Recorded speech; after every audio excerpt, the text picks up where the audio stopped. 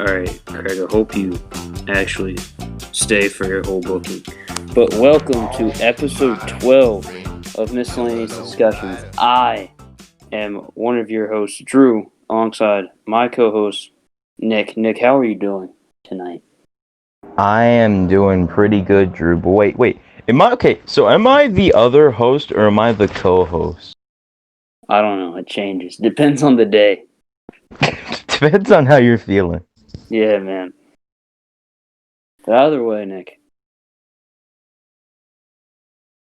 I don't know. I'm just... It's Saturday I've night. discussed on this podcast. That's one of my favorite things when you start a sentence and then finish it with I don't know. It's 11 o'clock at night, Nick, when we're recording this, and this is going up as far as we know tomorrow afternoon. So, Nick, what a week for wrestling. I mean, first things first, we started with Survivor Series, the best of the best. The best of the best. Is there a tagline for TLC yet? Yeah, Enter the Storm. Oh God. No, but listen, here's the only reason I'm looking forward to TLC, besides that Roman's worked in KO, which we'll get into. They're using Corey Taylor as the theme song, and Corey Taylor is awesome, so you know No what? idea who that is. He's the lead singer for... He is the lead singer for Slipknot, but he did a solo album this year. Oh, that motherfucker. Yeah, man. They said Me and Drew have had many arguments over Slipknot. Yeah, you think they're bad, I don't. Alright, it's not They your had that kind one. of music, whatever. They had that one takeover theme that I liked. That But takeover Toronto? was probably a take. Was it Toronto? I don't know. Yeah, they use Slipknot. And Takeover 31, I think, was a Corey Taylor song. Which reminds me, Nick. So, do you think the Cruiserweight title is going to be on War Games? I mean, I don't really see why, because like Kurt Stallion hasn't been on NXT at all. yeah, that motherfucker's not takeover. That motherfucker's not takeover worthy yet. This motherfucker's not even NXT weekly worthy. I've never even seen a Kurt Stallion match, but I just don't like him just because he has a weird looking body. Yeah, I think he's pretty good. He wrestled Raul Mendoza this week on 205. I was thinking about watching 205 this week, but then I'm like, nah. I watched a little bit of main event this week though. Well, main event was supposed to be a big episode, wasn't it? Because it was on Thanksgiving, and you had Jeff Hardy on it, Miz and Morrison. Man, they're so behind on main event on the network. Like the episode I watched was like not even this month. It's like 2 or 3 weeks old. Jesus. Well, I thought you would just watch it on Hulu and the network, but I guess Hulu gets it first, which makes no sense. Man, really? No, it's just a big temptation to get Hulu, man. Gotta see. I mean, I just want to watch main event. I want to see Ricochet versus Tucker. In this week's case, I want to see Ricochet versus Jeff Hardy, which I sent you that, and I want to see that. I was legitimately like Jeff Hardy and Ricochet on main event, huh? Like, I don't know, it just seems like something you'd give away on Raw. Jeff Hardy on main event. That's the biggest disrespect I've ever seen since Eric Young on main event. That's probably the biggest disrespect I've ever seen since, I guess. I mean, I don't know. I remember making a big deal out of Ricochet being on main event after he worked Brock. I was like, man, what a fall from grace. WWE Championship match in fucking Saudi Arabia. Yeah, after he lost to Brock, and then after he lost to Riddick Moss, he then faced Eric Young in Eric Young's last WWE match on main event in BDY. So Eric Young couldn't even beat the Big Loser. Well, listen, Nick. You remember what Moose told us? No matter where you gotta go, do the favor on the way out. And I knew he was on the way out. I can sense it. I just felt it in the air. I could feel its presence. I could feel Eddie Kingston's presence. What? What the fuck are you talking? Shut up!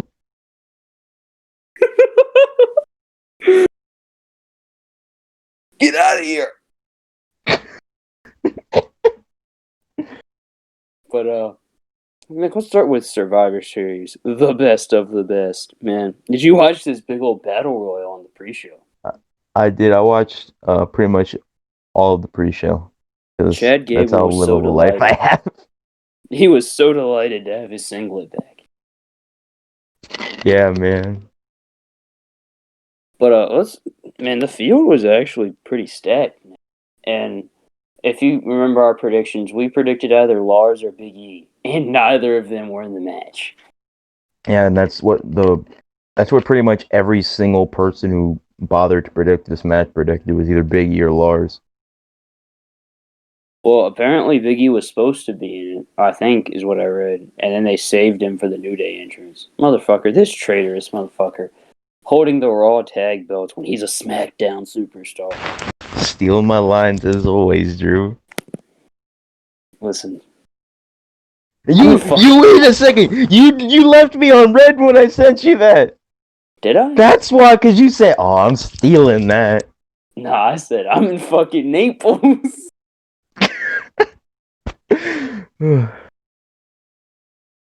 But what I will say is I thought Chad Gable was going to win this. I really did. I was like, oh man, Gable's going to pull it out.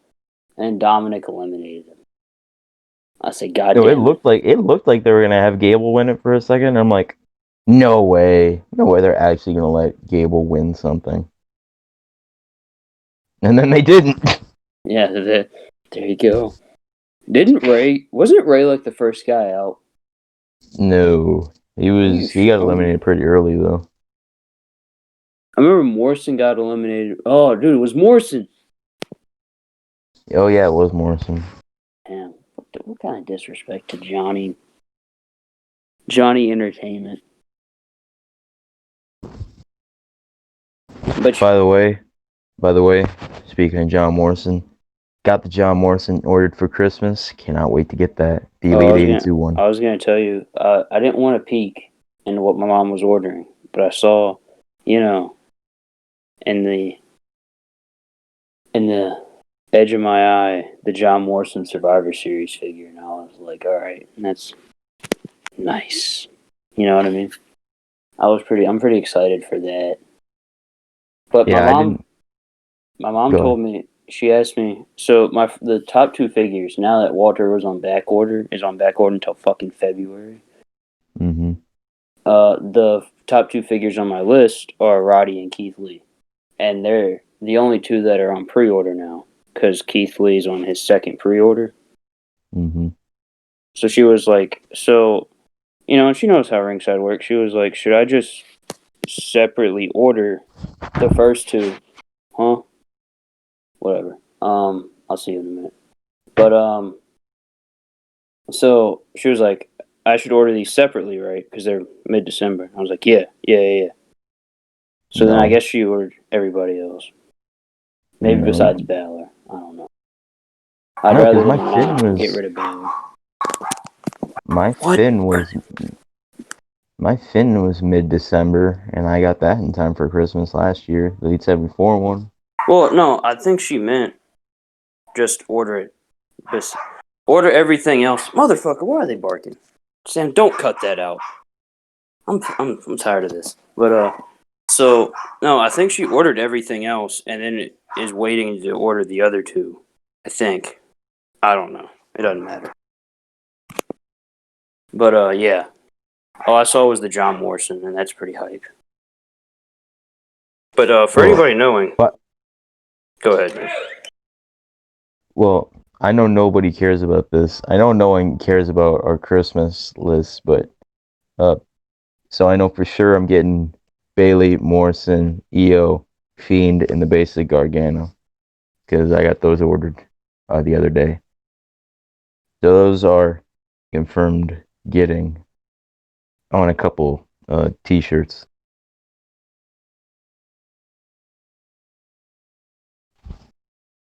And then after that, Didn't you say you were getting a North t-shirt?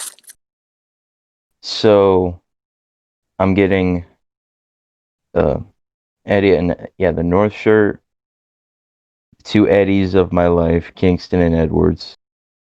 Kingston! I showed you that Eddie Kingston shirt that I'm getting, right? Not his The list. AEW ones. Okay. The one that looked like it's like graffiti. Oh yeah, you showed me that. And then the Eddie Edwards shirt, not the one with the fucking fists, but is one that's like a mugshot. Yeah, the one with that it says Eddie E. I guess that's supposed to be an Easy E shirt or a ripoff. Yeah, and then the North TNA logo shirt. Yes, sir. And what a shirt, huh? Yeah, and then I got the Johnny Gargano Way shirt, the black Power Couple shirt, and then you gonna wear that? see, I'm in a couple. You know. And then got a John Cena shirt, like a retro one. It's got hustle, loyalty, respect. It's got chain gang on the sleeve. Oh yeah, I think I know which one you're talking about. That's gonna go with my spinner belt and my 06 Cena hat that I got. Nick's gonna take a selfie with it. He's gonna send it to me. He said, "How do I look?" on a scale of 10 to 10, how do I look? I'll say 9. Well, Nick, for those who aren't wondering, no, Gable did not win. So what happened was Dominic eliminated him, and apparently The Miz went under the bottom rope, which yes, he did. And then The Miz threw Dominic over the top rope because Dominic's dumb. Yeah, I don't know if it's like legitimate or just as a joke, but I hate Dominic Mysterio, and I just can't tell if it's ironic or unironic. I just don't like him. He's kind of just. I don't know if he's an there ass. or not. He's an ass. He's rubbing off on his dad too. We'll talk about that when we do it on the SmackDown. Damn it, Ray. Come on, Dad, we gotta be an asshole.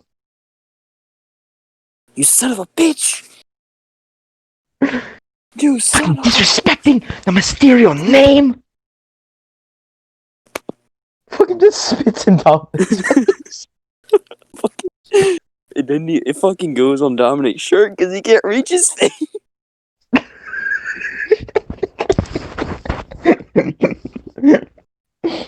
Aim for my face this time, Dad. He Fuck fucking you. kicks him in the knee and then spits in his face. Oh, me. Well, Nick. I don't know why that reminds me. Sabu was telling a story. He pissed his uncle the Sheik off, and the Sheik's like, get down so I can kick you. And Sean Oliver's like, did you get down? He's like, yeah, I got down. He kicked me. He's like, why the fuck did you get down? He was scared or something. I don't know. The Sheik. Sean Oliver's a G. I wonder how Sean Oliver's doing these days, Nick. What do you think? I don't even know if they. I don't know. I don't know if they still do them anymore. I hope they do. I think the most recent one was Al Snow. And he died of laughter over HBK's lazy eye. And I was like, yeah, you're new to this. I mean, the most recent one that I've seen was Too Cold Scorpio, and that was like 3 years ago. Well, they probably asked him who was the biggest dick you saw, and he probably said mine.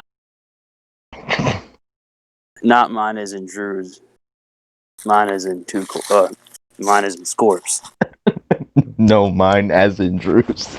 I mean, if people asked me, has Too Cold Scorpio seen your penis? I'd go, yes and no. Of course. I mean, like, when people are like Chuck Taylor goes around asking, what is the biggest dick you've ever seen? Everyone's gonna go, well, it's sort of cliche, but Drew's.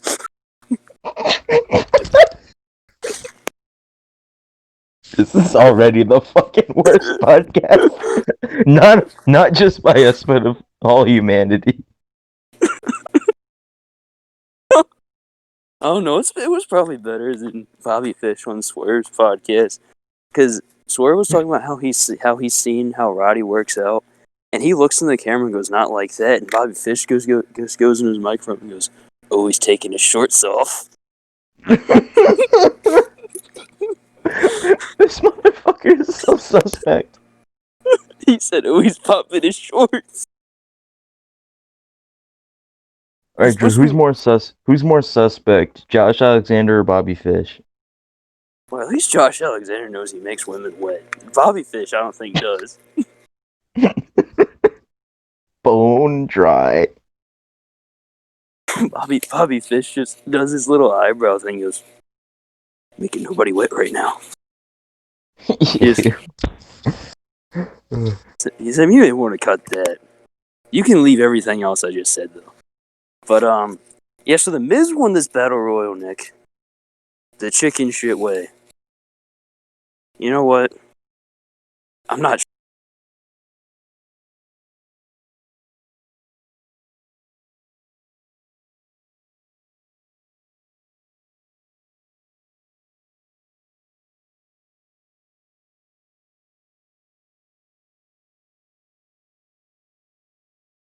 shocked. Are you shocked? Number? Yeah, going into the main event, SmackDown had already lost.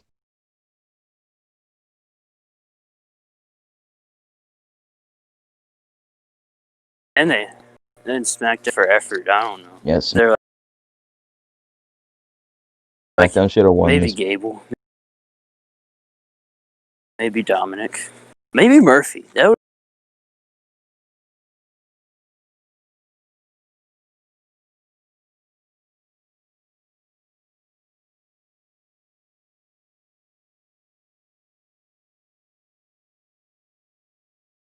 have been nice. Oh wait, by the way, so Kalisto and Rey Mysterio had a little face-off.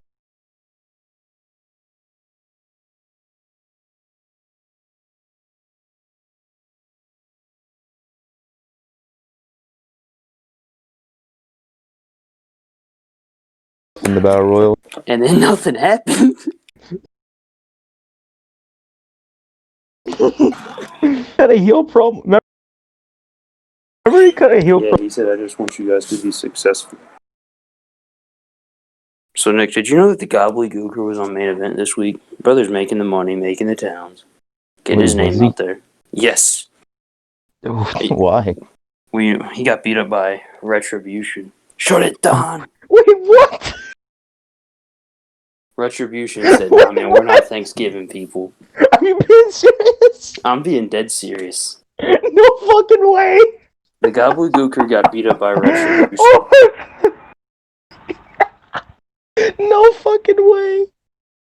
I'm not kidding.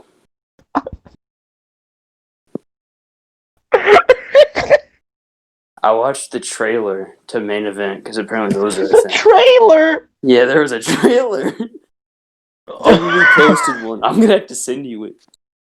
Oh my god. It showed like highlights to Jeff Hardy and Ricochet. Elias was doing a concert during the match. I said, "God damn it." Man, they fucking cut all the shit on Raw and put it on main event. All the jobber shit that no one cares about on Raw, they just put it on main event. Yeah. Retribution, Jeff and Elias. So the day after Raw, Drew texted me and he's like, "Raw was actually pretty good last night." And then I'm thinking like, yeah, it was. Why was it so good? Oh yeah, because instead of like Jeff Hardy and Elias and Retribution and shit like that, we just had 3 awesome matches that went like 2 to 3 seconds long each. Yeah. Well, Nick, speaking of Raw, it was Team Raw led by Captain Styles.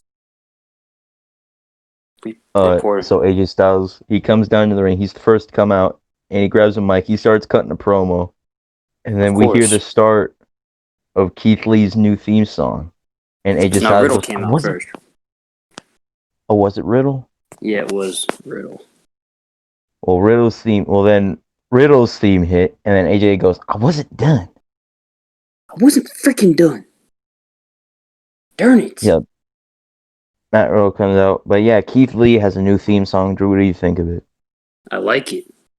I really like it too. When I first heard the lyrics, I said, man, this is just his Independence theme, but with a different beat. But then I listened to it again. He just used some lyrics from his indie theme. It's whatever. Oh man, I haven't heard his indie theme in a long time. Yeah, there are a couple lines from his indie theme in there. I thought it was just that, just with a different beat, but it wasn't. And then it was Strowman after, because you heard the choo choo. All aboard the Strowman Express. Give it to me. But and then it was Sheamus. Nick, Yeah, and then hey Nick, we're on 3. Did he say that? It was they were doing a photo shoot and AJ goes, "Hey guys, we're on 3," and everybody looked pissed, but Riddle was sitting there smiling. He goes, "Raw." Love Matt Riddle. It's Riddle. Oh, yeah, my bad. We can talk about Batman again. Did you watch Raw Talk? I didn't. Oh man, you gotta watch it just for the Keith Lee segment that I showed you. Oh yeah, when he fell. No, this motherfucker sits down and the camera doesn't cut back to him, and I'm like, "What the hell's going on?" And then Charlie says that his chair broke, and it cuts to that fucking screenshot I sent you with him in the broken chair. Jesus. And he goes, "This is the greatest camera shot ever. Don't even fix this." But then he had to fix it because Charlie said, "We're getting demanded that you stand up." It's And then like Keith goes, "Demanded? Fine." You know who it was when we said, "Keith, you're gonna have to get the fuck up, pal."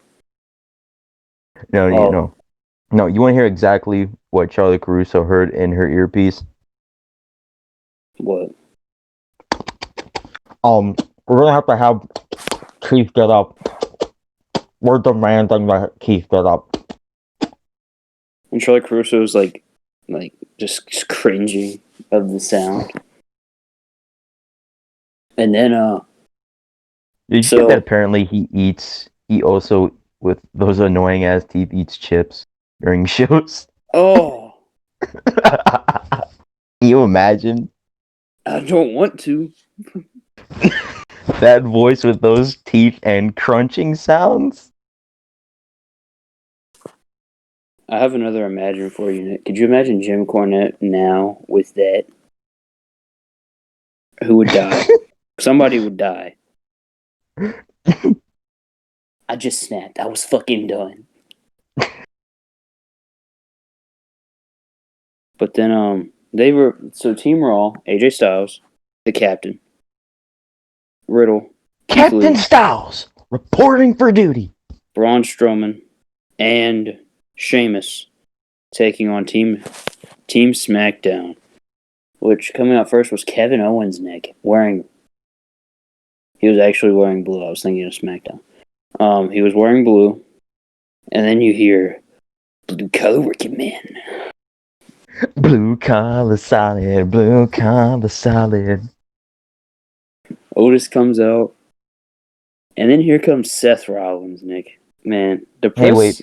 Hey, wait. By the way, so Otis had a little SmackDown baseball cap on that Ziggler's been rocking. You see, Ziggler didn't even take his hat off for the Battle Royal. I did, and then he got kicked and it fell off. I paused so hard when I saw that. Like, Dolph Ziggler doesn't care, and I don't blame him. I mean, he's in a tag team title feud, Nick. I mean, why would you care? He's one half of the best tag team on SmackDown, the Dirty Dogs. The Dirty Dogs, Nick. I'm gonna put the post up somewhere, and it's gonna be Ziggler and Rude, and I'm gonna say Nick messaged me and said, and I quote, "This is us." Of course, Nick is Dolph because he's a big old Dolph Ziggler mark. And you know what? Don't act like you're not a big Bobby Roode mark. I'll gladly be Bobby Roode. Oh, I'm sorry, Robert Roode. Whatever, bro. Robert Roode. Man, the Street Profits got on his head for something that was a year old. I'm tired of this. But don't even talk about that segment, dude. I'm like, Street Profits. Me and you want to smoke with you. So after Otis, out comes Seth Rollins, Nick. Big old Seth. I put pissy pants Seth. Seth Rollins was sad. He was like, oh. You think this is you think that was the last we're gonna see of Seth for a little while? Yes, maybe. I'm gonna go with yes. If not this, then definitely like TLC. Yeah. Well, Nick, to be honest with you, I'd think that I don't know. Maybe it's just an assumption, but I think that I don't know. Maybe the kid wouldn't be born yet, but I thought I don't know. I just thought middle of December or something because like TLC is like end of December, like the 20th. That's not the middle. Whatever. You know what I'm talking. You know what I mean. I thought he'd be gone by now because December's her due date, so you could be due any time in December. Well, yeah. So yeah, Survivor Series. Yeah, and that motherfucker. We'll get into that because that was weird. And here comes King Corbin. Hey, you're not me. King Corbin comes out, and he's slowly turned into the lone wolf. Nick, I told you this? He got the jacket out. Is he? Look at the jacket, Nick. Okay, so that's not some king cut sort of material. He's got to bring back pretty. The robe. I thought it looked pretty king-like. No, he's got to bring back the robe. He's got to bring back the crown. I don't know where it went. I don't want to. And what do you mean you don't know where it went? He fucking wears the crown all the time. No, he didn't. He didn't wear the crown. Yes, he did. No, he didn't. Yes, he did. Listen, Nick, you're going with it. And then who? Oh yeah, how could I forget? Main event Jey Uso.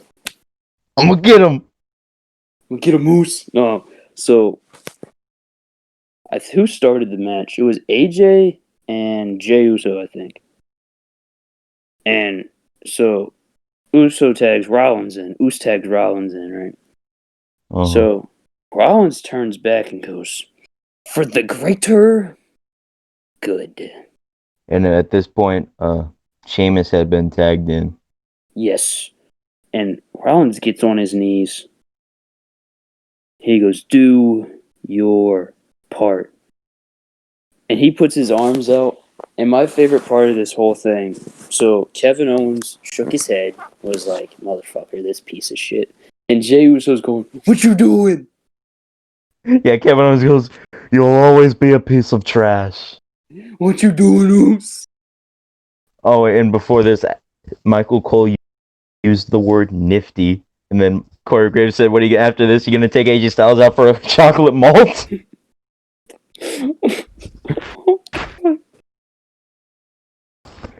I don't think I want to know what that. But yeah, Seth sacrifices himself, and then after Team SmackDown, they're having like a little meeting, a little impromptu huddle. And Jey Uso goes to Kevin Owens, "And then you got beef, foos."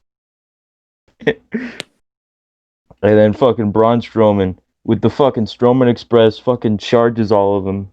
And that might be my favorite Strowman Express spot ever. I popped so hard. He killed Otis.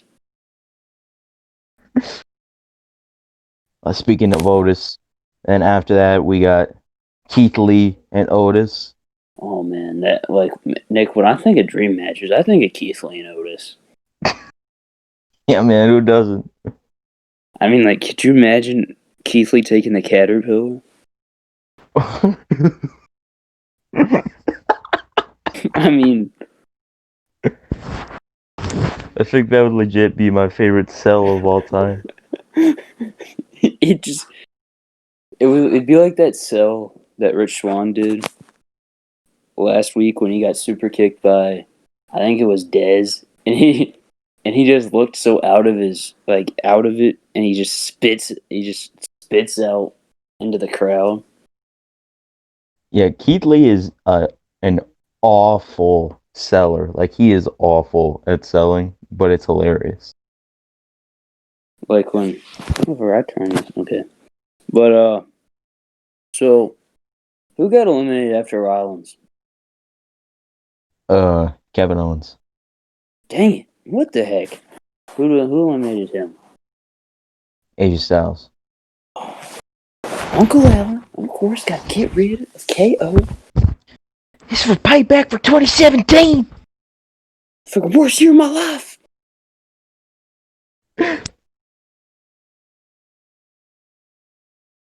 Well, actually, that's not true. AJ was WWE champion at the beginning and the end of 2017. AJ, when he's thinking about his series of matches with Owens, he's like, ah! Why couldn't we just get along? Wow! God! Alright, Otis had to have been after this, Nick. Had to have been. No, after this was Corbin. Okay, it makes more sense. Hey, wait, by the way, what did you think of the AJ Styles Kevin Owens 2017 feud? It was. I don't remember a lot from it. I thought it was alright. Yeah, because I don't think I've ever asked you about that. I don't remember ever complaining about it back when it happened. So I don't know. To me, it's probably for me, the most disappointing program in recent WWE history.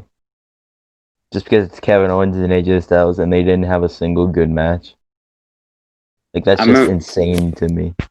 I remember their Backlash finish and how AJ got caught in announced desk wires. How did 13-year-old Drew react to that?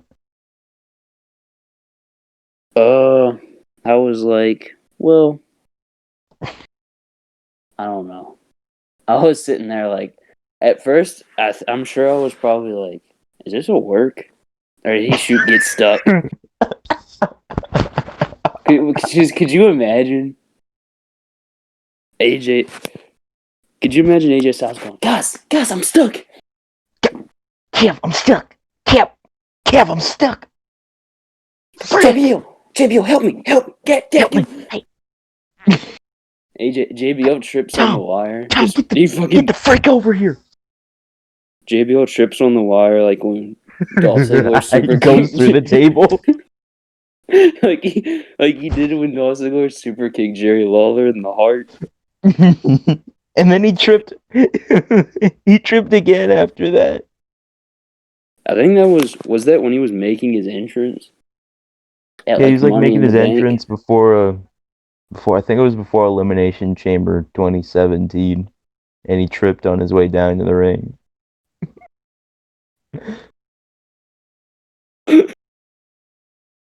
Nick, do you miss JBL on commentary? Absolutely. I think he's amazing on commentary, and I'm being serious. I am too. I remember him and Cole on commentary for WrestleMania this year. Honestly, one of my biggest highlights of Mania. I remember I popped real hard when I saw JBL at WrestleMania. I was like, yeah, holy me shit, too. JBL. But at least he's I guess there for pay-per-views. Yeah, he's on the pre-show panel. And he made a little appearance at the end of the show, which we'll get into. But so after that was Corbin. After Corbin, was Otis eliminated by Braun Strowman. I remember, yeah, and Us was like, I think Us got a little bit of offense, and then he got taken out. Yeah, he had a big dive on everyone on Team Raw, and then started super kicking everyone, and then eventually got caught by Keith Lee, who hit him with a oh my god. Spirit Bomb? Spirit Bomb, that's what it's. I brain fart. But I want to say, Otis was really good in this match. like when he was on like the little Floria offense and he was like hitting like badass suplexes and shit. I'm like, why can't we just have this guy all the time? Like he could be an awesome wrestler and not just a comedy character. No, he is a blue collar working man. Blue collar working. And then, so then, yeah, Team Raw gets the clean sweep, Nick. They got along to get the win. Yes, we got along! He gave Riddle a big ol' hug. And then Sheamus and Strowman hugged. He said, I love you, Riddle. I love you, man. I love you too, bro.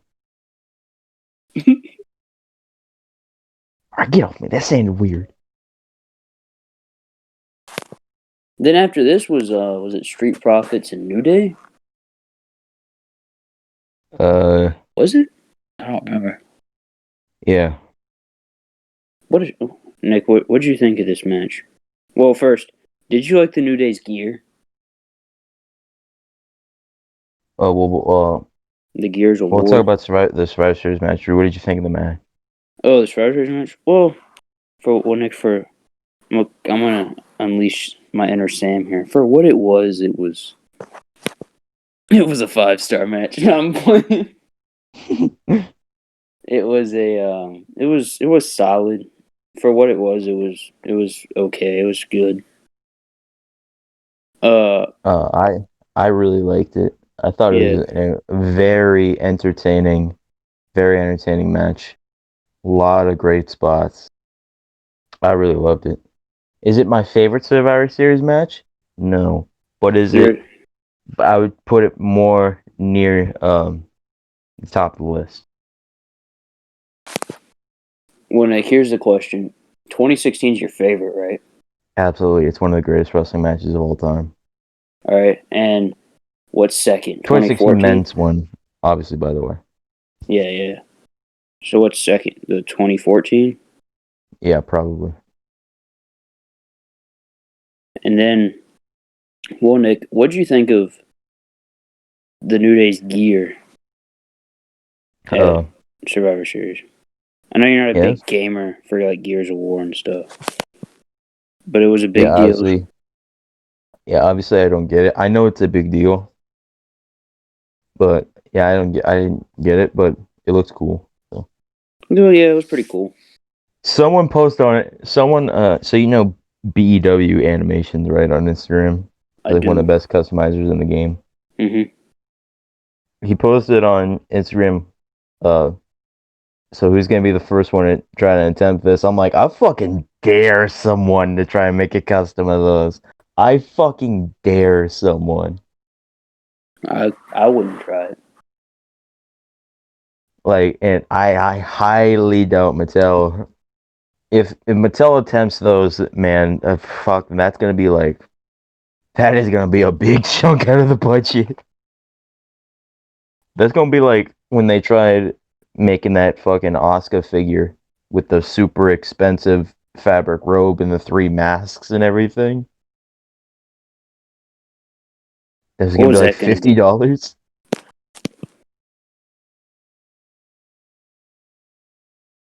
Ugh. Yeesh. $50. Nick, would you pay $50 for that? No. No. No. But they did release that figure though. Which is it? The network spotlights? Oh, yeah. I passed up on that figure, and I really regret it. Man, what a big old shelf warmer, huh? I mean, I've only seen it once. Wendy Richter's a shelf warmer from that set. I thought Asuka was in the gender set. Was she? I thought it was Asuka, Gender, Diesel, and somebody else. Diesel. Vin Diesel. But yeah, New Day and Street Profits. Yeah, so the Street Profits. I bring the swag like nobody can. Street Profits So obviously New Day, obviously getting their gear off, that's gonna take a while. So Street Profits got a promo in grill position. It was really good. They got me super hyped up for the yes, match. sir. The Street Profits. They're very good. They're great hype men. Yeah, hype man. That's the word, Nick. Hype man. And of course, Nick. I've seen everybody. Man, they were hyper than Mojo Rawley and Triple H. All I remember is Mojo Rawley slapping Michael Cole in the ass and Michael Cole selling that shit. He was like, "Are you ready for Gronk?" And he was smacking him in the ass. Michael Cole kept going, "Ow, ow, ow."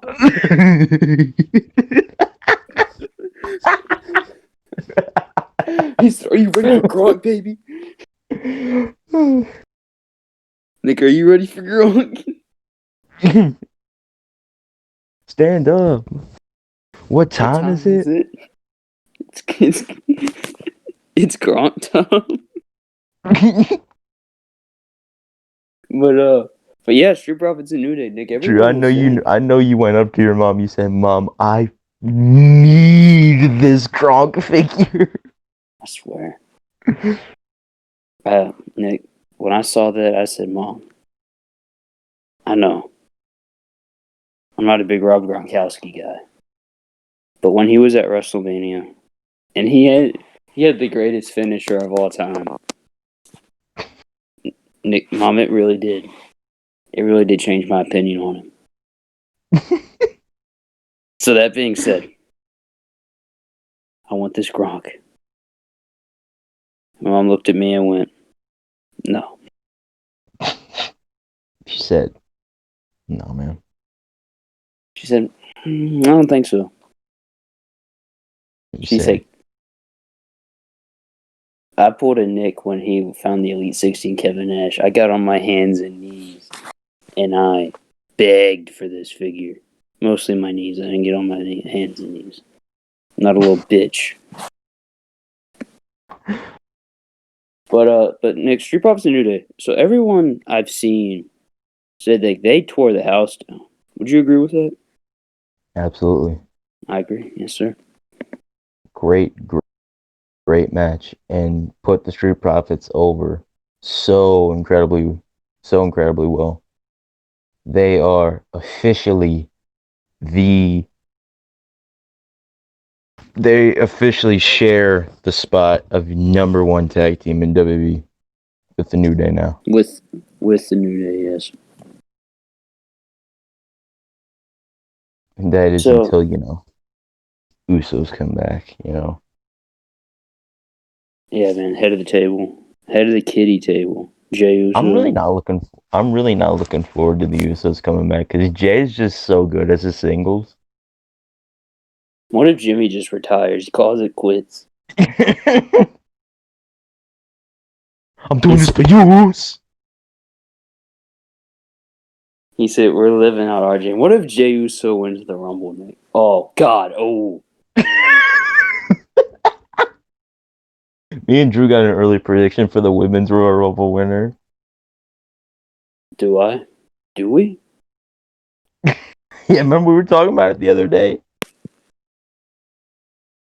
Oh, yeah, dude. Oh, yeah, that shitty-ass finish they're going to do for Lana? Yeah, fucking... So, apparently, a big thing, a finish for the Royal Rumble that WWE's wanted to use for a while is an automatic winner. Number 30 comes out, so everyone is eliminated before number 30 comes out, and then so automatically number 30 is the winner. And so our friend Dustin posted that in our group chat, and I went, it was Dustin, wait, it was the Good Christian Boys chat, right? Yeah, hashtag GCP, baby. Yes, I would not be surprised at all if they do that for Lana, and you agree with me? Oh, 100%. Yes. That is definitely and it's like you can them do. It's like you almost know they're gonna do it. Like, it's that believable. Like fucking Nia and Shayna are gonna be the last last two, and they're gonna eliminate each other. And then Lana's gonna come out, and she automatically wins, and the fucking internet blows up. Well, if I had to pick anybody but Lana to win the Rumble, I'm going to choose Bianca Belair.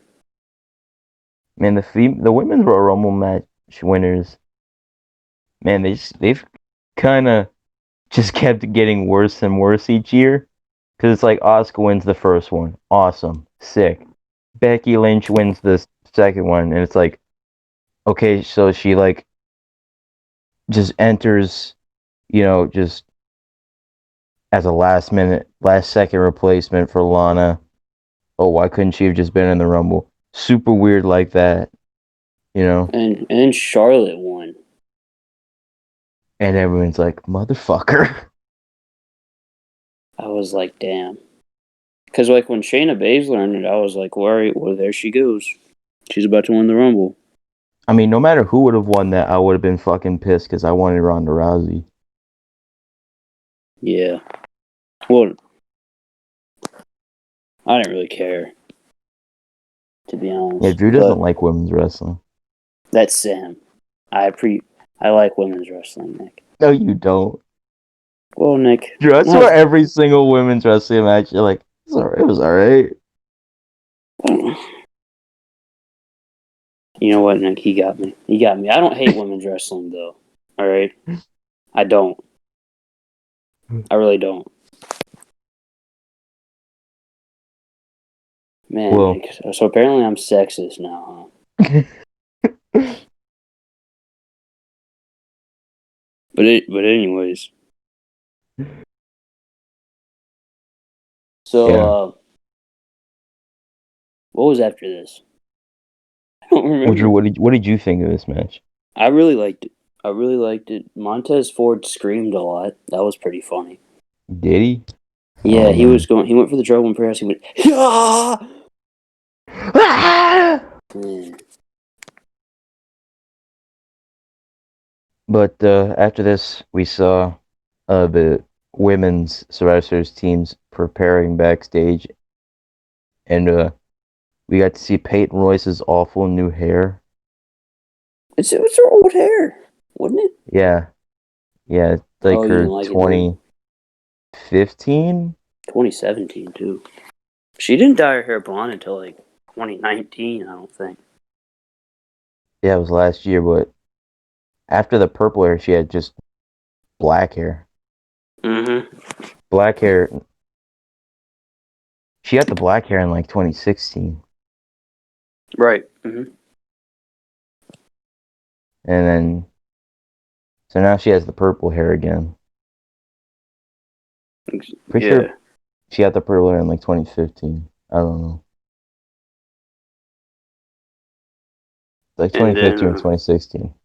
What is Peyton Royce doing now? Just teaming with Lacey Evans? They're not a team, Drew. Whatever. Sorry, she refuses to team with anybody not named Billy Kay. She's dead serious.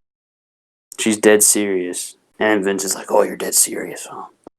Well, we're gonna have you win the tag belts with Lacey Evans. Yeah. Alright. And you're gonna like it. Yeah, and then after this, we saw Bobby Lashley of the Hurt Business. We in Hurt Business. You in the catering versus the Great Revelator, Sami Zayn, the champion of the people. The champion of all continents. And every time fucking Sami Zayn says he's the champion of the people at fucking Michael Cole has to go, oh, that's what he says. Like, they know, motherfucker, he is.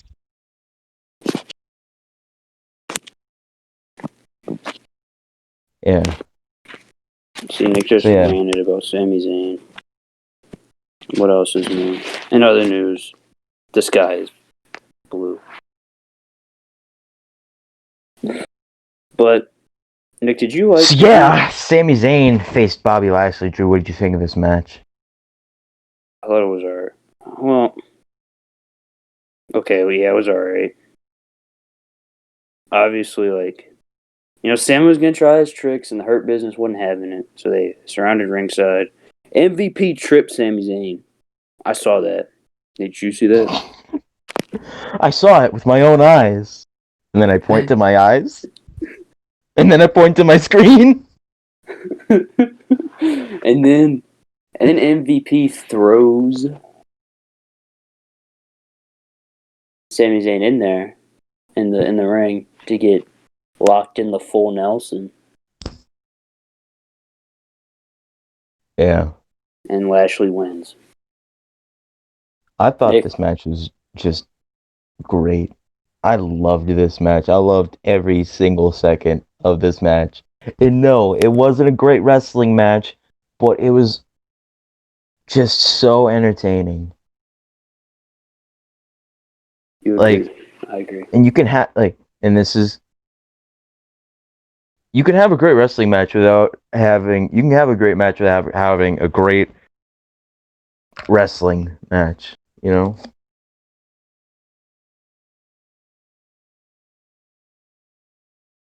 Nick, I gotta look at the score for these for this.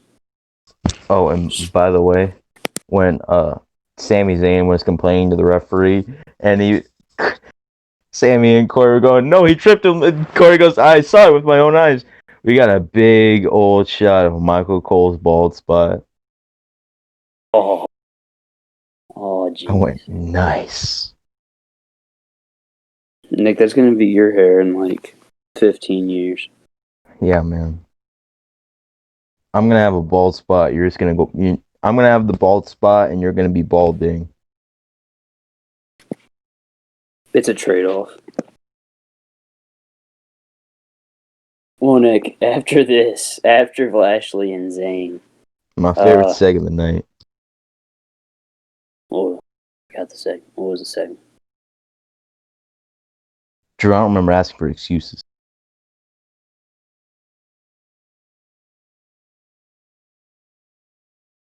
Oh, that's right. Oh, man. Jesus. Drew. Jey Jey Uso is one of the unofficial mascots for this podcast, and you're going to tell me you don't remember every single second of him on a show? And how apparently how he mutters to himself.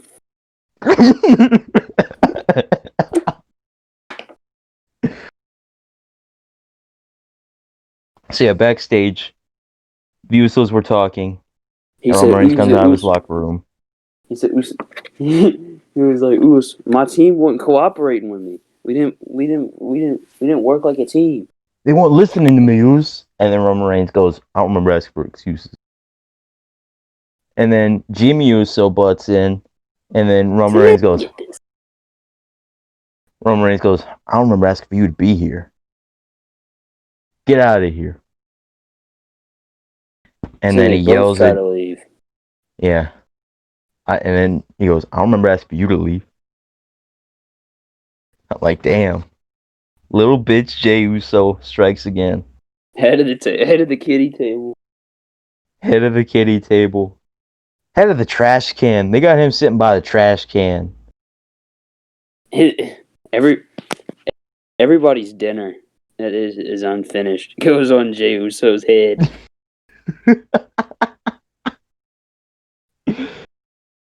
Reminds me of that. It's like that gag from It's like that one cutaway gag from Family Guy with Jonathan Goodman.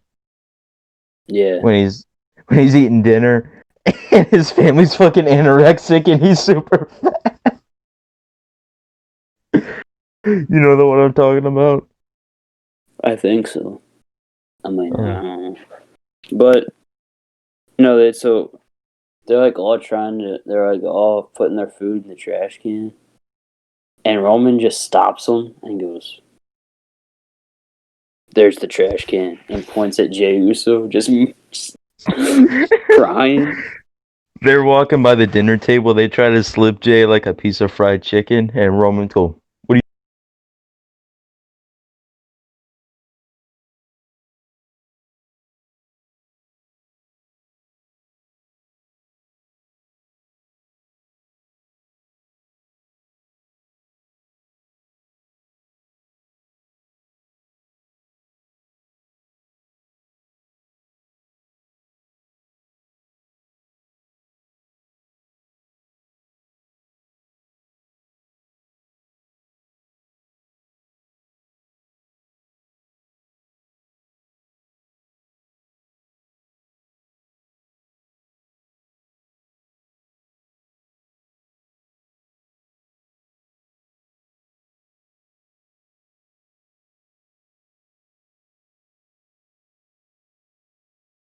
You doing? Nothing. Because they don't fear you. If they don't fear you, they don't respect you. If they don't respect you, they don't respect me. If they don't respect me, they don't respect us. They don't respect our people. And if they don't respect us, then who are we? And then he tells him to leave the arena, get out of my sight. I can't even look. I can't even look at you right now.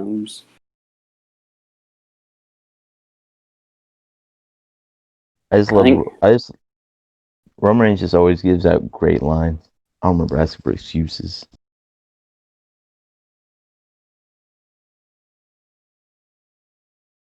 Roman Reigns probably had. Oh, go ahead, man. Roman Reigns probably had my favorite line of the night on favorite line of the week on SmackDown. Get into that. Oh,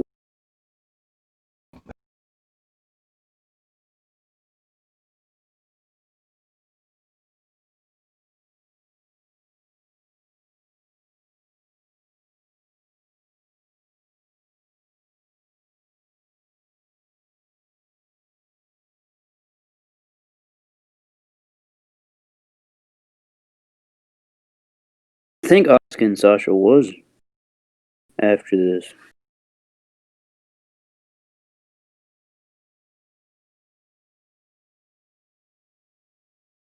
All right.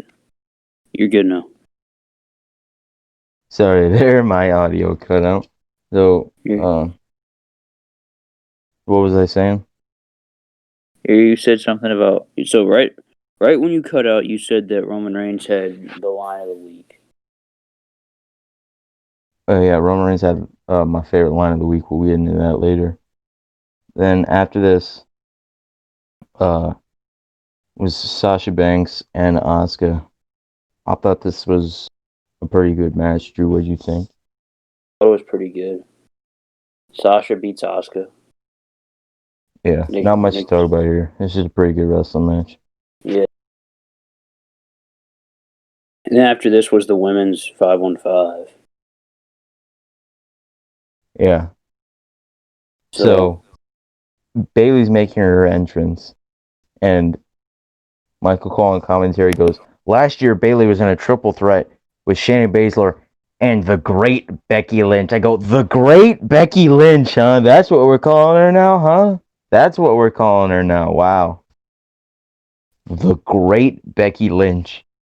Nick, do you think that she's gonna turn heel and be with Seth Rollins? Be like, I don't know what she'd be to since he's the Messiah. I think it'd be dumb because she's still one of the biggest draws of the company.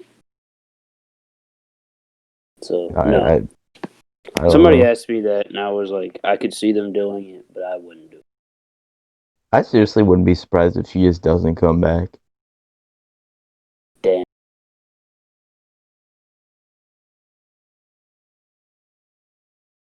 How about that, huh? I mean, she definitely shouldn't come back for Mania.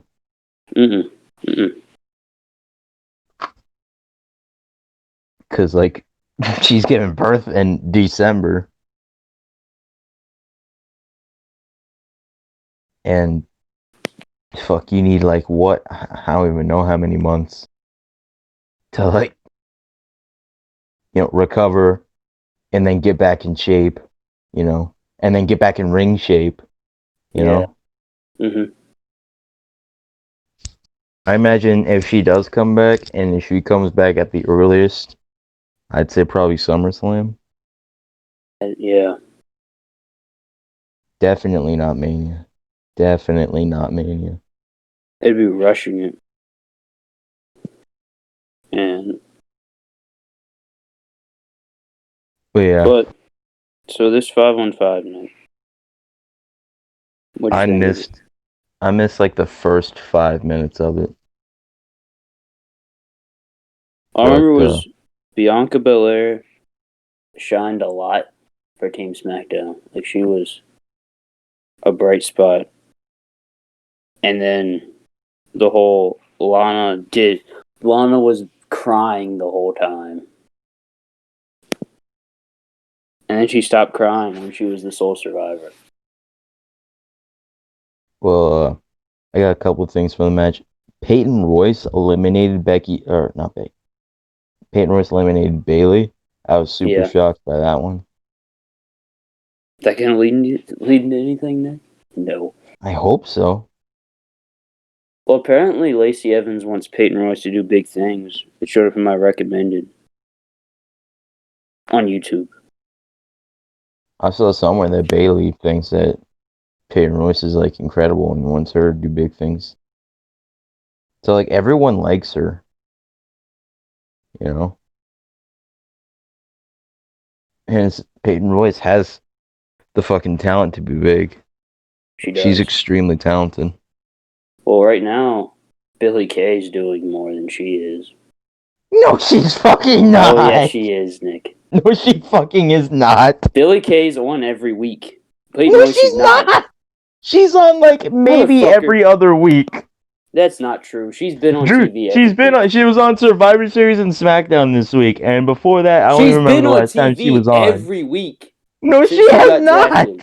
No, she fucking has not. No, she has not. I get it. She does 5-minute segments, but she's been on TV every week doing this whole. No, she has not. I know for a fact she has because I actually paid attention. No, she hasn't. All right, she did the commentary thing last night. She did the whole thing with the Street Profits. She was on Survivor Series. She did another thing where they were doing the final entrant, and she asked about that. It was mostly about Survivor Series. So it started when they started doing Survivor Series. So for a solid month, she's been on TV. Okay, so maybe the first couple weeks she wasn't on TV. But she's been on TV consistently since the build to Survivor Series. She really has.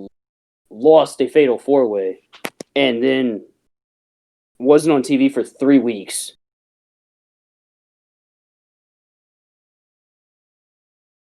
But Peyton Royce. Okay, well. Now you see, I'm right. You're not right. I am. Go back and watch it. You're not right. I'm just trying. No, I'm trying to make a point. I'm just trying to think of how to word it. Just because you get slightly more TV time, just because you get a combined total of 15 seconds more TV time than someone, doesn't mean you're bigger than them. I'm not saying that. I'm just saying right now it seems that she's doing more. Like this whole thing means she's doing something. A lot of times where Peyton Royce isn't on TV. Yeah, but she's still doing stuff. With the fucking Lacey thing.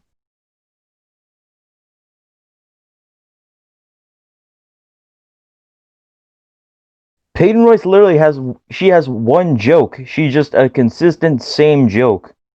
He reads my headshot, and then just that. 5 seconds of that. That's her whole thing. Yeah, and it's 5 seconds. Still on TV. For 5 seconds. TV time doesn't mean shit. I don't know about that. What else do you make of it? And obviously they think it's something because she's been on TV. Alright, Lana's gotten more TV time than Asuka the past couple of weeks. Does that mean Lana's doing more than Asuka? The champion?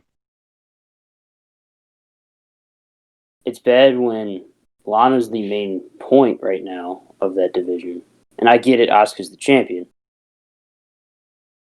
But Lana and Nia Jax is the feud of that women's division. So, yes, she's doing more. Because there are times where Asuka's not on TV either. And Raw's a 3-hour show, they gotta move around who's on where. But Lana going through a table every week's on every week. It's ridiculous, but it's on every week. So, yes. Like right now, who's going to feud with Asuka? They haven't reviewed it. Lana's been feuding with Nia Jax consistently. So yeah, she's doing more than Asuka right now.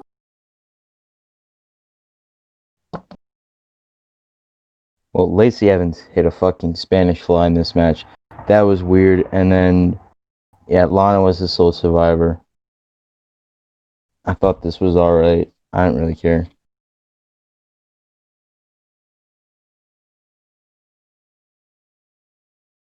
And then I couldn't give a shit about this match. And then after this was the main event. Roman Reigns versus Drew McIntyre. I think this is a strong contender for match of the year.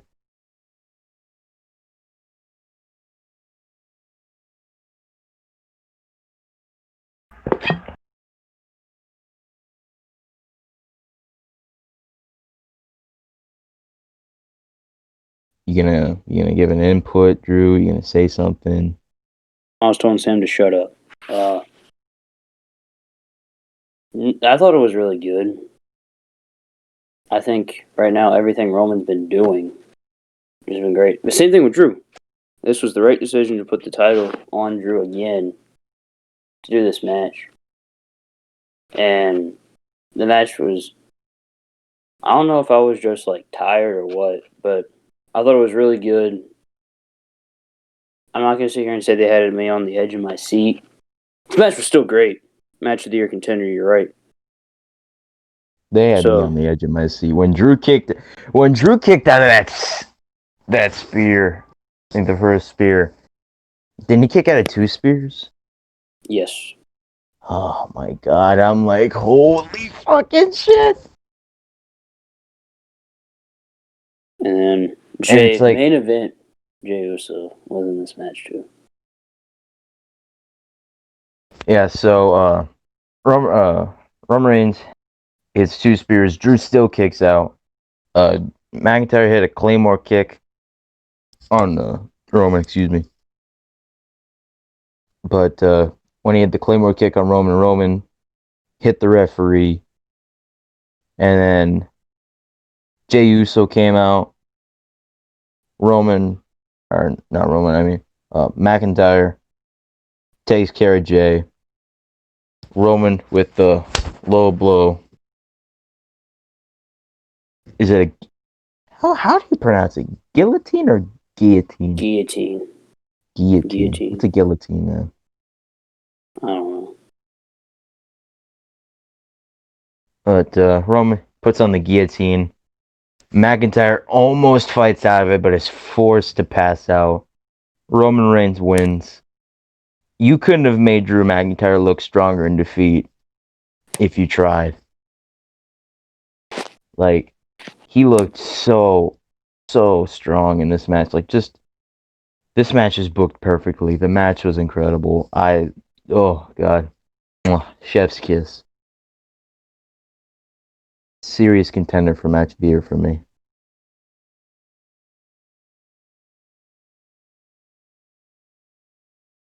Drew, you got anything to add? No, I think you said it all.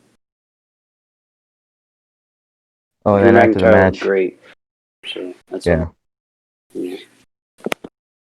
After the match, Roman walks up the ramp. Jay's up there, and then they hug, which was weird now in hindsight, considering what happened on SmackDown. But we'll talk about that.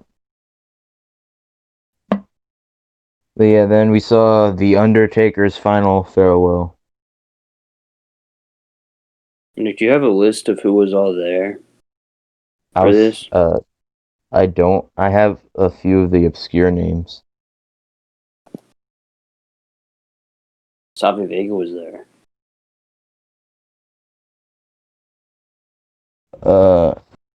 So the Godwins, Savio Vega, Big Quiche. I'm gonna save my favorite for last. Kane comes out. Kane's the last person to come out, and Brother's in full gimmick. Yes, sir. I'm like, geez, they got this man in full gimmick. But my absolute favorite, the people that came out, big sexy Kevin Nash. I went, yes, sir. Love this man. Love this man. Love Kevin Nash. I don't know who my favorite to walk out was. Somebody said that when Triple H came out, it was like a good amount of pops. They put in some pops for Brother H. Trips gets extra. Wait, he got like an extra pop, like a bigger pop than everyone else. Yeah, and apparently so did Shane McMahon. Make sure to give Paul a bigger pop. Shane McMahon got a big pop. I'm sure Michaels did. I don't remember. And then we cut to this. Nick, what'd you think of this tribute video to The Undertaker? Oh yeah, it was cool. I agree. And then everybody was gone. Yeah, that was so weird. They should have just kept everyone out there and have them stand at ringside, so then you could have at least some sort of live reaction for Taker instead of really awful piped-in crowd noise. Mm-hmm. Yeah, and then the Undertaker comes out. Well, no, we got to talk about Vince, man. Oh, that's right. Vinnie Mac.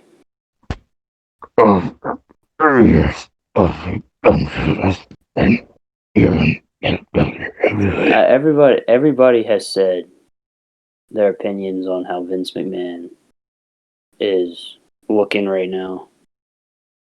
Nick, you got anything to say about how Vince McMahon is looking? Because a lot of people are just like saying like, oh, he's gonna die soon, which I don't think. He's got huge bags under his eyes. Did you see the Travis Heckle drawing for the corny drive-through? Yeah, it looked. Yeah, he looked extremely accurate. Yeah, it was scary accurate. And then, Vince McMahon's all sad. Of course. I mean, like him and Taker close. He's like, this is the end of an era. But the end of an era. Mm-hmm. And then here comes Taker. Yeah, then Vince closed off. The Undertaker. Nick, you think Vinnie Mac's voice is shot? Oh, I really don't know, bro. Yeah, man. Modern Vince is so much easier to do than like Prime Vince in terms of impression. When I do my Vince McMahon impression, like Prime Vince, it hurts my throat. What hurts your throat more, EY or Vince? Oh, fucking Vince. When I do my Moose and Goose EY, it doesn't hurt at all. But like when I try to do a legitimate Eric Young impression, like this world doesn't belong to them. This world doesn't belong to them.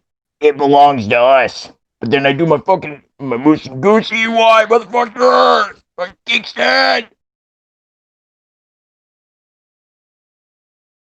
Kingston!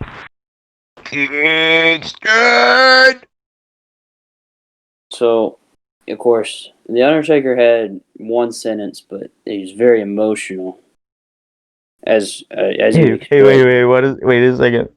Fucking, well, when Sasha Banks made her entrance, so they kept changing the commentary team throughout the whole night, and when for Sasha and Asuka, the commentary team was Corey, Phillips, and Samoa Joe. Mm-hmm. And Tom Phillips goes, "It's boss time," and Corey Graves goes, "How much did that Michael Cole pay you to say that?" And he goes, $50. Or no, Corey said it, and then Phillips asked him how much she Corey. I don't know, someone said that. Probably Joe. No, it wasn't Joe. It was definitely Phillips and Corey. I just can't remember who said what. It was funny. Yeah, Taker comes out. Well, first of all, we don't get his entrance music at first. We get this fucking like lightning with sound effects. Yeah. Sounded awful. Yeah, Taker comes down, comes out to the ring, Got the really short promo with a lot of awful crowd noise piped in. Nick, what did you think of him turning back into the Dead Man after being big old mean Mark Callis at WrestleMania? I mean, yeah, he had to. Yeah, I think so too. You know, It's like, but he started as the Dead Man and is the Dead Man. So I really thought he was gonna come down as Mark Calloway though. I did too. So, but I wasn't shocked when he came down as the Dead Man. Probably the best way you can do it. I really thought he was just gonna come down like plaid shirt, dad jeans, his beanie on, with the ponytail. Mm-hmm. Look, how you doing, everyone? Great to see everyone.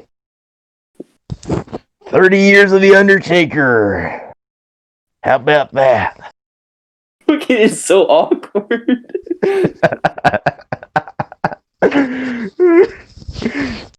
Hell, when you know 30 years of The Undertaker, who would have thought you, huh? Who would have thought? Who would have thought my old ass be sitting here in this ring right now? Not me. Son of a bitch.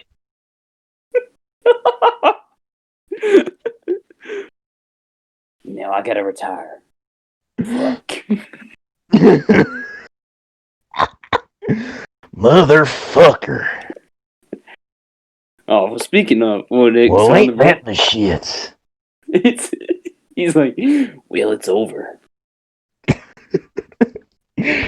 I really would have popped if he would have just went down there and he would have started his promo with, "What happened to me?" He says, I went out with a match in The Undertaker. That's the difference between being good, great, being a legend. Fucking Taker's. He's such a G. Dude, those fucking lines are like engraved into my brain. Every single fucking show, at least like 2 or 3 times each show every week for like 2 months, they showed those ads for Last Ride.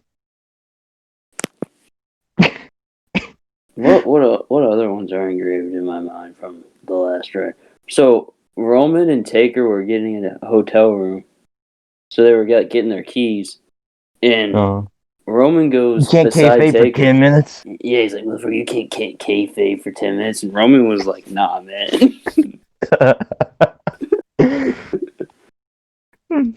Motherfucker, we're gonna get fucking fired. Nah, man, he ain't firing me. He ain't gonna fire me. You're out. You, maybe. Me, nah. Damn.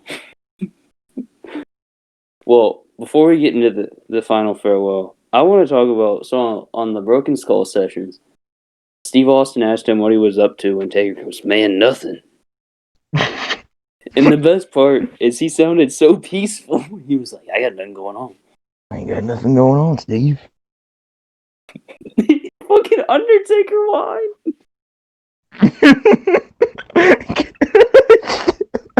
I was thinking, well, he kayfabing me on this. He's like,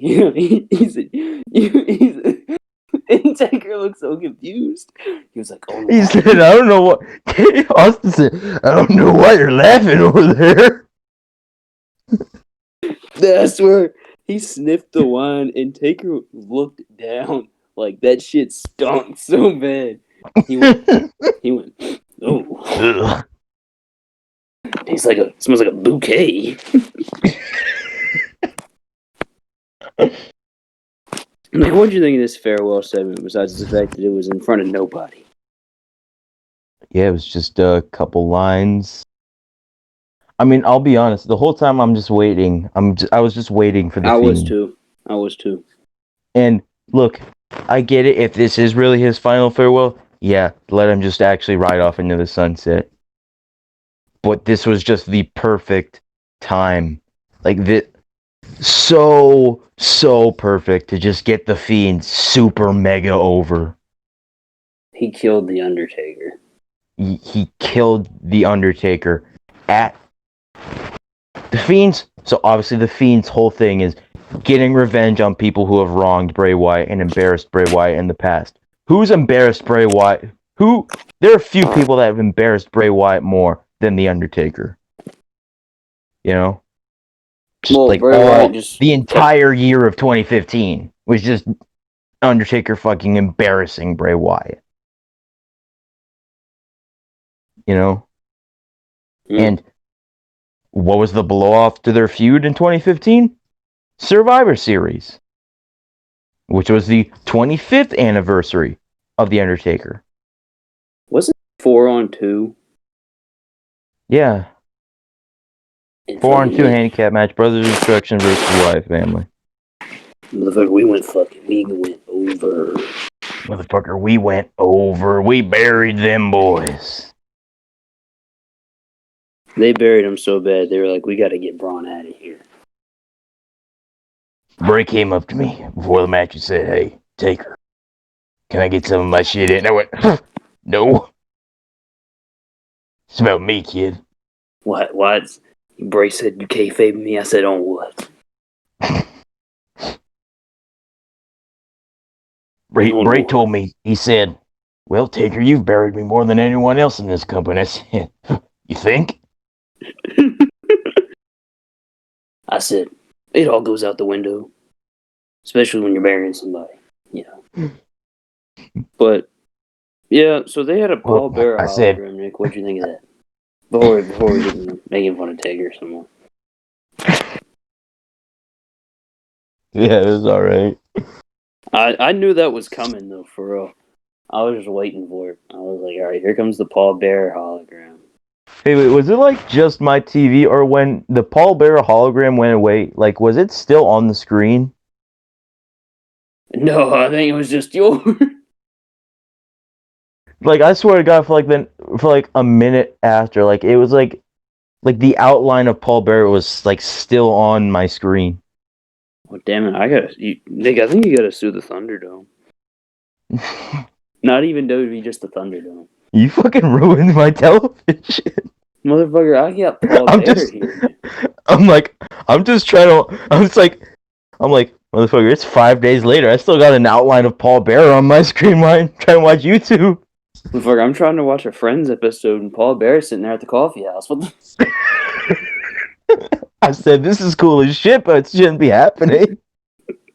I said, I'm trying to learn about unagi, and I see Paul Bear. Nick, did you like that picture I posted today? Oh, yeah. It was the first thing I saw when I woke up. Unagi. Danger! But Survivor Series, man. I'm trying to watch the fucking Holiday Armadillo, and Paul Bear perfectly fits the shape of it. Oh. I'm sitting here trying to watch How the Grinch Stole Christmas, and Paul Bear's sitting there as tall as the Christmas tree. I didn't get it. But anyway, I gotta watch that before Christmas this year. It's the Holiday Armadillo. Oh, yeah. We're here to talk about Hanukkah.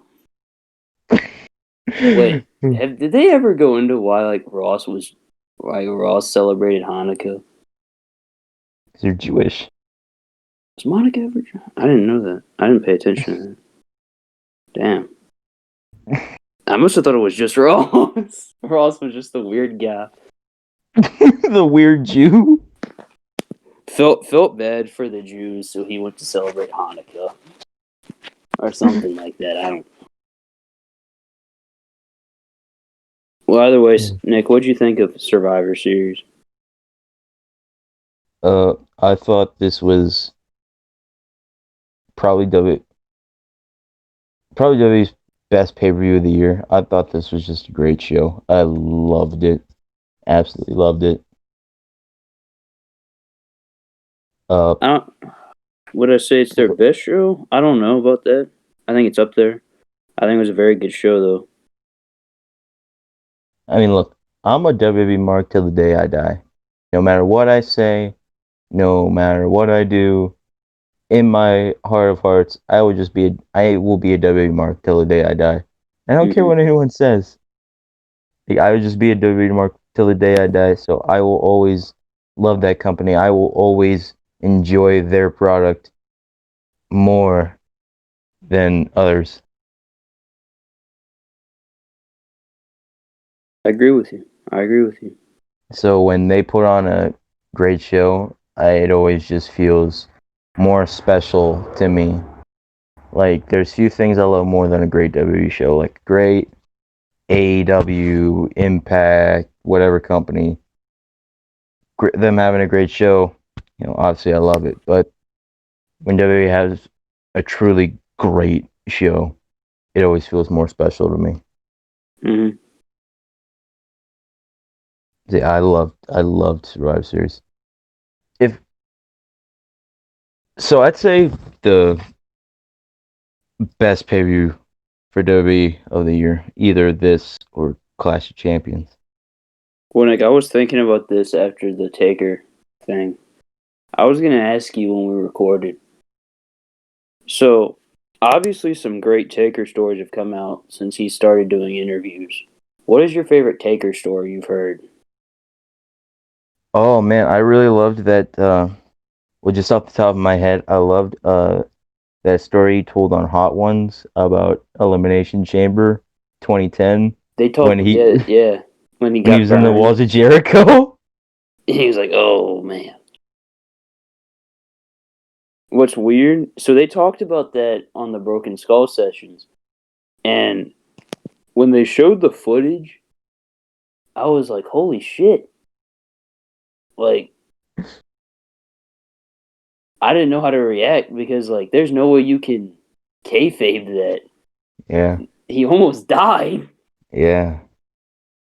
Like, we laugh about it, but like, that's some serious fucking shit. Like, we Yeah. almost saw one of the greatest of all time fucking be burned to death.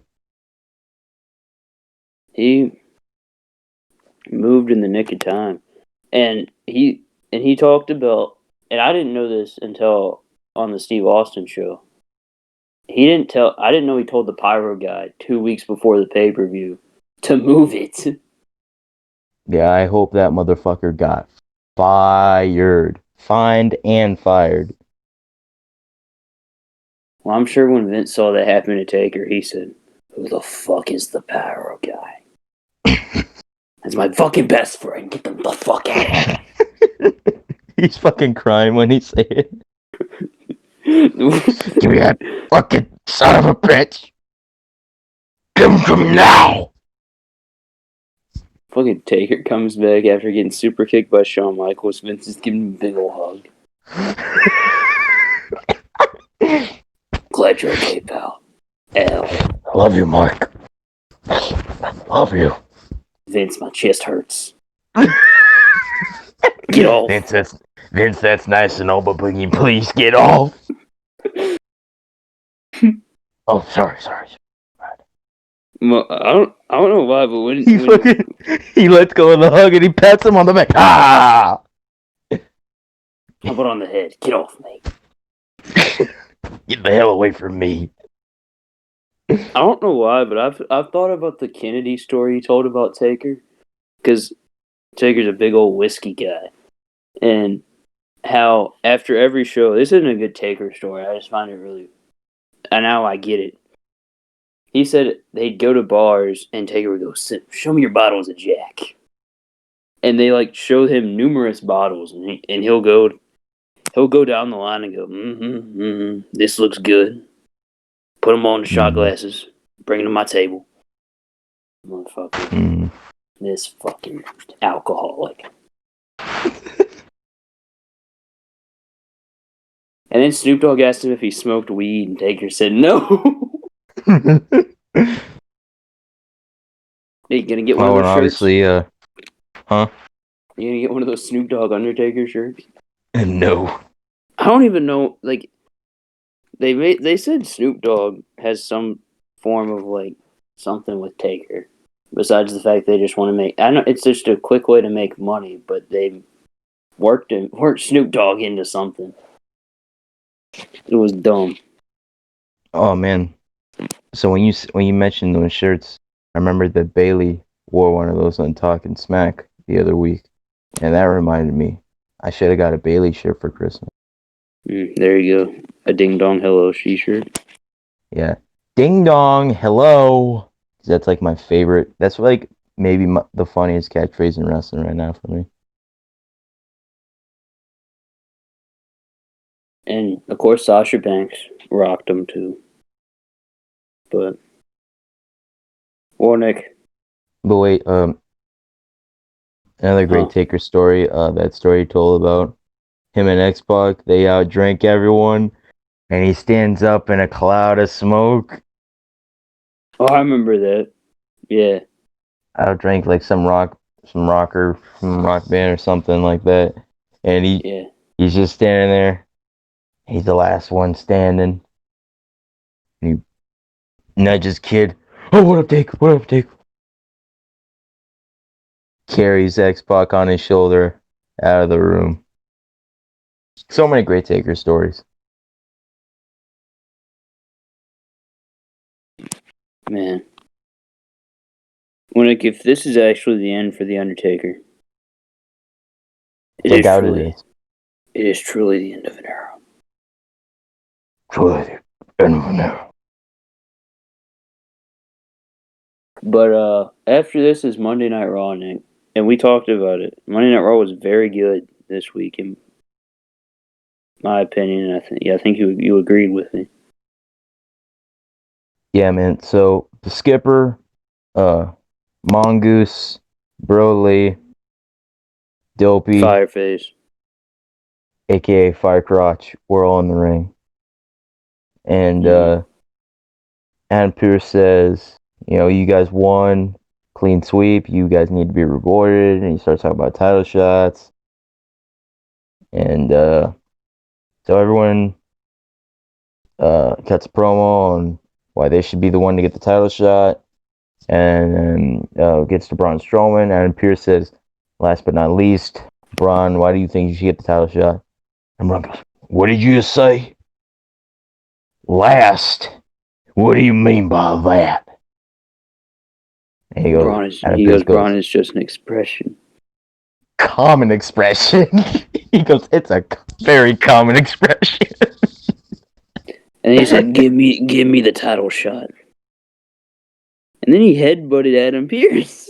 Yeah, he's like, last. He got extremely offended by that. And he fucking headbutts Adam Pearce.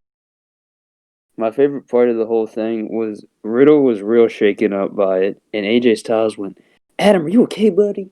Yes, I fucking put that in my notes. That was my favorite part, too. Hey, Adam, you okay, buddy?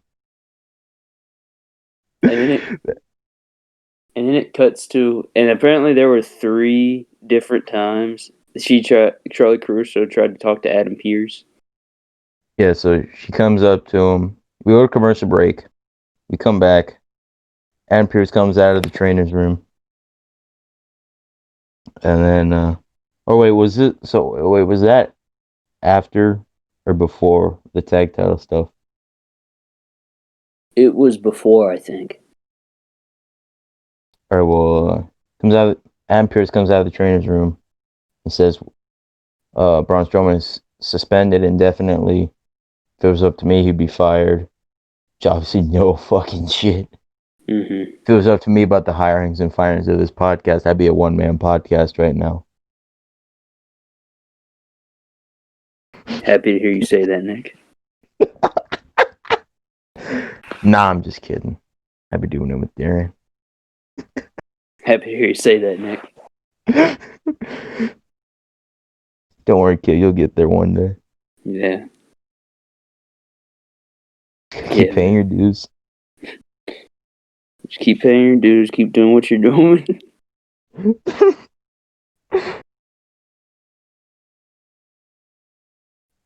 Just keep reaching for that brass ring.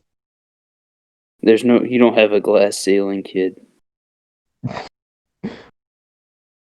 Yeah. Says what I was going to say before I was interrupted, and then Bobby Lashley comes up to him and says, I was the only person on Raw last night who won their champion match. So I think I should get a title shot. I said, Ed, we need to talk. So they went and talked. And then she tried to talk to him again, and then bald fucking Randy Orton. It was bald Randy Orton, bald and beard Randy Orton. You know, it reminded me. Have you seen that Randy Orton Daniel Bryan 2-pack? It's like Bryan in his SummerSlam 2013 gear, and they come with the red Money in the Bank briefcase. Yeah, I know what you're talking about. Have you seen? You remember what the Orton from that pack looks like? I think. That's what he looked like on Raw. See if I can find a picture of that. You talking? But so after this, Charlie Chris goes. I kid you not, goes, Adam, I'm gonna try this one more time. And he goes, there will be a series of triple threat matches. No, was it a series? No, it was a series of one-on-one matches. The winner qualifies to a triple threat. There will be 3 one-on-one matches. They qualify to the triple threat next week. And the winner of that triple threat will face Drew McIntyre for the WWE Championship at TLC. I don't even know how he said that. Drew McIntyre. I don't know how that happens. I really don't. I didn't realize that's what he said in like when I was watching this, but then I heard the clip on then Instagram. Everybody was like dying over it. It was pretty funny. It was, yeah. Apparently, he publicly apologized for it too. Adam Pearce was so embarrassed. He fucking turns the corner. McIntyre fucking hits him with the glass cow kiss. Motherfucker, not another one. Not another headbutt. Did he even get headbutt where there was a mark on his head? No. That was something that was I thought about too. I was like, why is that right there? But then, hey, wait. So this, I just realized this. That wasn't even the best That wasn't even the best producer bump. The best producer taking a bump spot of this week. Oh, did Scott D'Amore take a bump? No fucking D'Lo. Oh, D'Lo did, yeah. D'Lo with it. Did you? But you saw that? Did you see the slow mo bit? Yes. That was incredible. What are you talking about, Daddy? But so the series of one-on-one matches are Sheamus versus Riddle. Mm-hmm. So Fire Crotch versus Dopey. Mm-hmm. Broly versus Bobby Lashley. And we've got Skipper versus Randy Orton. Mm-hmm. But and I think Riddle and Sheamus after he announced that, or was the tag title stuff after? No, so the tag title stuff was so this stuff Adam Pearce was after the tag title stuff because Riddle and Sheamus, brain fart again, was after Adam Pearce said that. So before this Adam Pearce stuff, the Hurt Business got another shot at the tag titles against New Day. New Day won via count out, but then MVP goaded them into another rematch, and New Day won clean this time. So is this feud's done now, right? You think? No, I don't think so because there's no one else. Like, there's teams like Miz and Morrison, Lucha House Party, Retribution. Whoa. But, like, Her Business are the only people in the title picture. Yeah. Well, I think you could put in Miz and Morrison, but you've seen that like this year before, you know. And Miz is doing single stuff now. Mm-hmm. What do you think is going to happen with John Morrison whenever they inevitably split up? Nothing. Oh, he's just gonna be a sidekick. Butt cheeks. Yo, That's Drew, there's that Randy Orton head. Let me see it. Oh, that is what he looked like. It's exactly what he looked like. Mm-hmm. But so after this was the Adam Pearce stuff which we already covered, and then it was Firecrotch versus Dopey. And at the beginning of this match, Dopey was like, "Come on, Fireface," and Sheamus goes, "Don't call me Fireface. It's not a joke anymore." And Riddle went, "Come on, bro." But yeah, these two have fantastic chemistry together. Like, oh my god. Yes, this match was very good.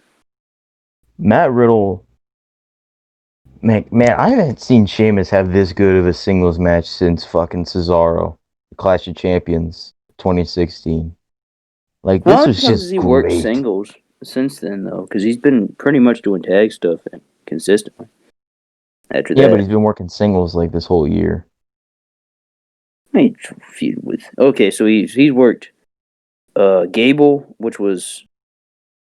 That was weird. I wasn't watching SmackDown at that time, so that was just so weird to me. And then they were on the pre-show.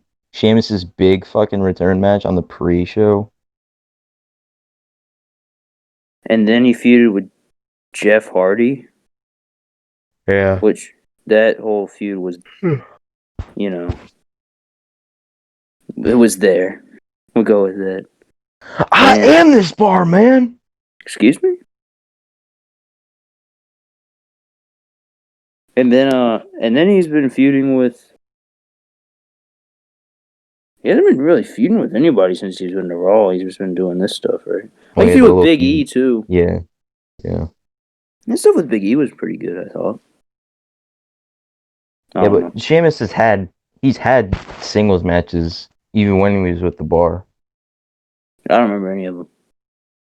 I remember he had a match with Roman late 2018. Yeah, yeah. I remember when the bar feud with Ambrose and Seth, they all had singles matches against each other.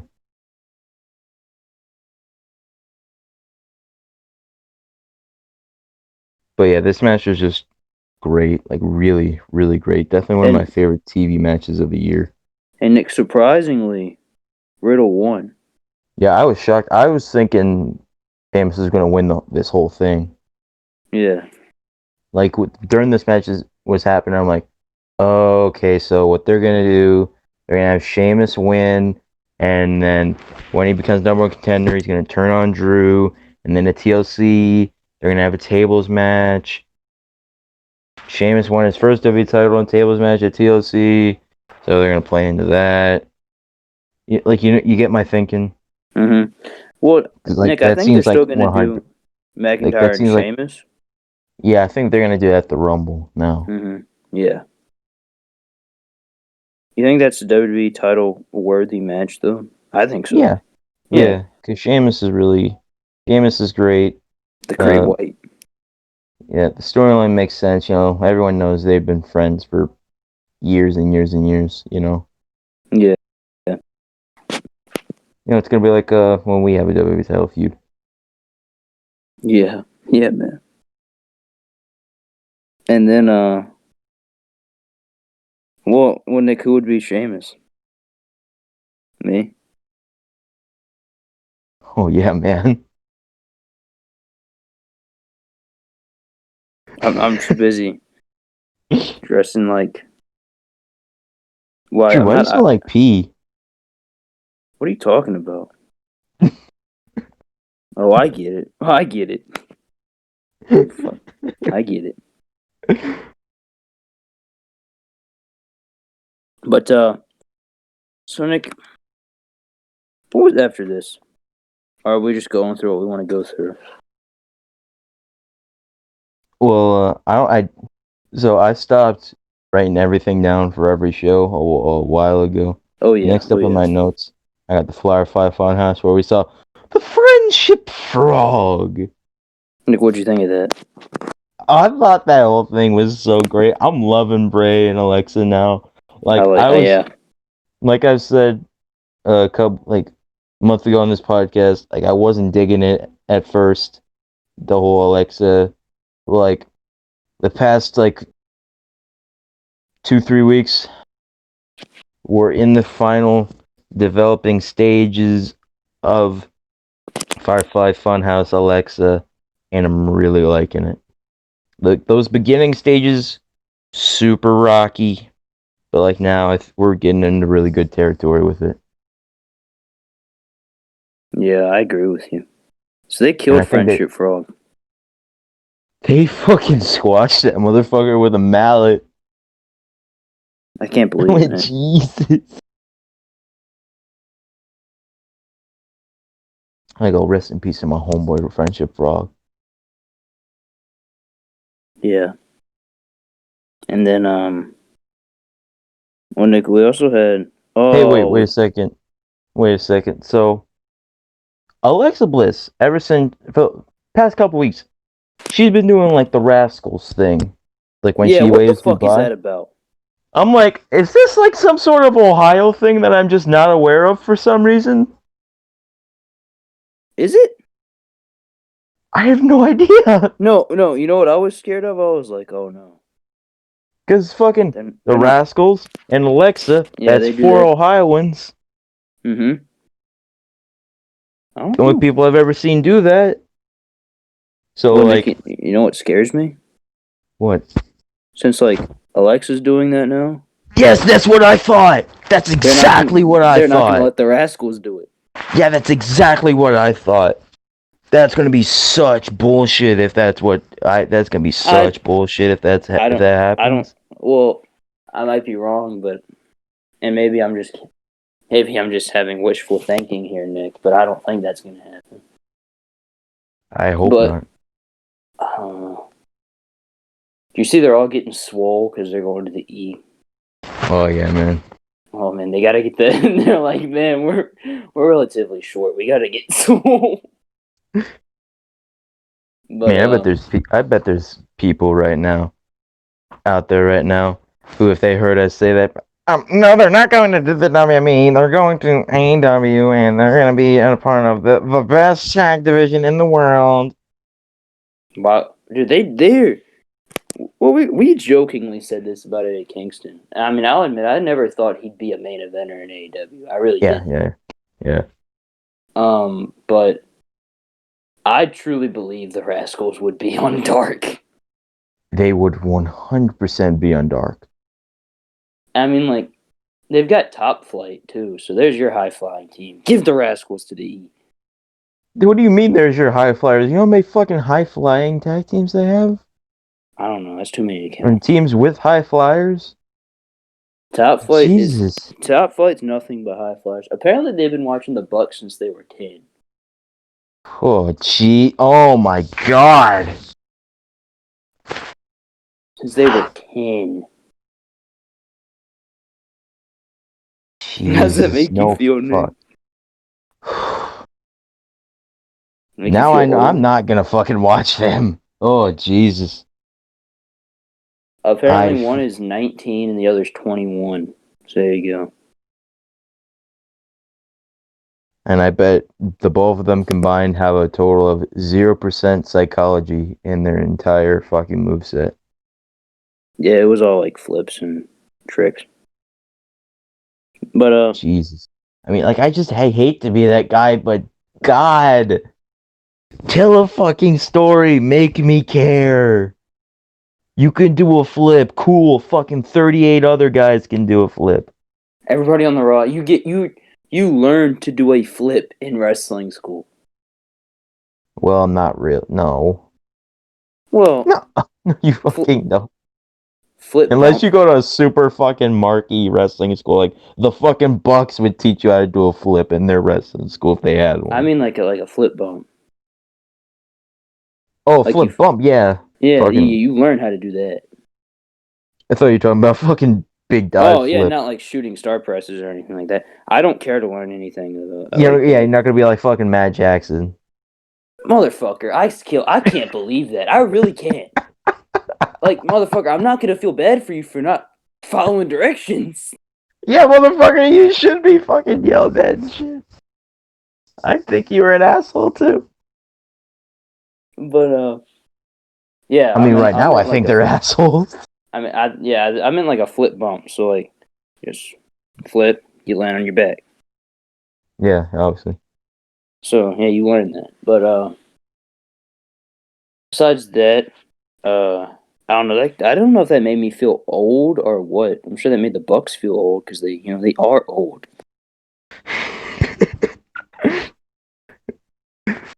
Balding Buck, here's how he tries to hide his balding spot. Puts a hat on. I'm not bald, not old yet.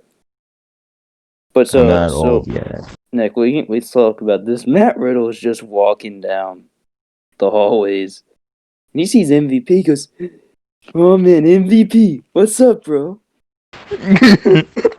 MVP looks so confused. And then he starts talking about pizza flavored yogurt. He's like, I got a lot of great ideas, bro. What's great? Pizza. What's also great? Yogurt. Put them together. Pizza flavored yogurt, bro. Call it bro play. Oh, first things first. I'm not sure, bro. Aw. He got his ass. That was so funny. The funny thing, it was funny because MVP, he's about to start talking, realizes what he says, and then pop.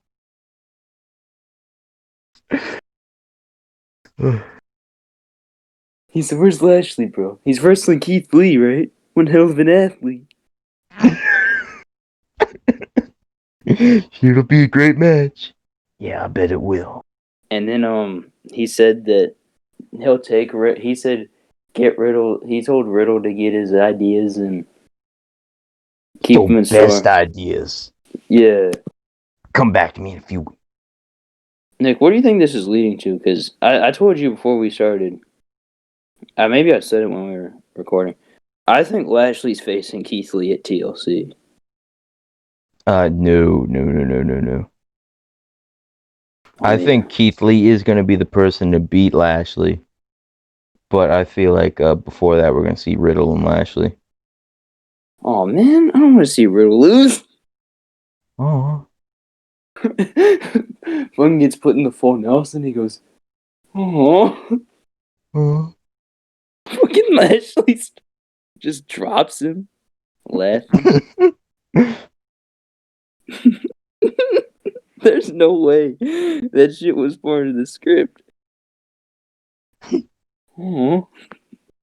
Well, then it was Lashley and Keith Lee, Nick. What'd you think of this?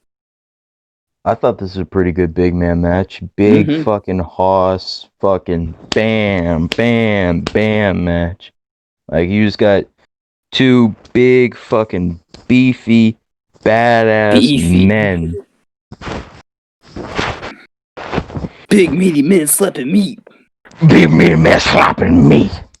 You want your 5-star matches? You want your 30-minute classics? Not me.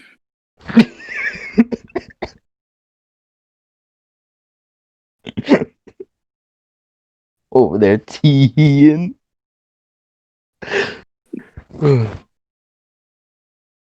But yeah, I thought this match was really good. MVP got Lashley disqualified, right? Yeah, well, Keith Lee hit a crossbody in this match, and one of the commentators called it a cross Buick. Probably read the sponsors for Raw. I bet it was Joe. It was probably Joe. I think it was Joe. But yeah, so Lashley had kept attempting to put in the full Nelson, the hurt lock. Couldn't do it. Keith Lee's just got them big ass arms, man. Yeah, man. Yeah. Big ass arms, and Keith Lee, Lashley just almost gets it on, and Keith Lee breaks out of it, hits Lashley with something. P knows that his guy's in trouble, and gets Lashley disqualified. And I thought that was brilliant because MVP knew that. So Lashley's whole thing, he can't be beat right now. MVP knew that Keith Lee could beat Lashley.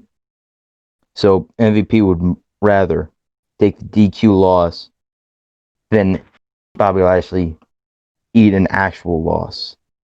Yes. Trying to preserve his guy. And I just thought that was a really good finish and a really good finish to get out of either of these guys taking an actual loss. And Keith Lee joins Riddle in the triple threat. Mm-hmm. And after this, what we got next? So we saw Alexa Bliss took on Nikki Cross, and Nikki Cross was beating the shit out of Alexa, and then Alexa was like acting like she was crying, and then hit her with the Sister Abigail, and was all fine. She's smiling and all happy. She tricked Nikki Cross. I thought that was pretty good. I like that. I think that. And then, go ahead. I was about to say, Nikki Cross still with that terrible theme doesn't fit her. Yeah, I don't even remember any of the lyrics to make fun of him. I don't care enough to listen. But was Uncle Allen and Randy Orton after this? I think. Yes, sir. And well, Uncle Allen got the dub. Let's talk about why. The Fiend showed his presence, Nick. Yeah, and so these two were having... Randy Orton's a big old scaredy cat. Yeah, man, so these two were having a pretty good match. Mm-hmm. And then, so Orton looked like he was about to hit the RKO. Then we hear... the Fiend noise. That wasn't very good. You hear the Fiend noise.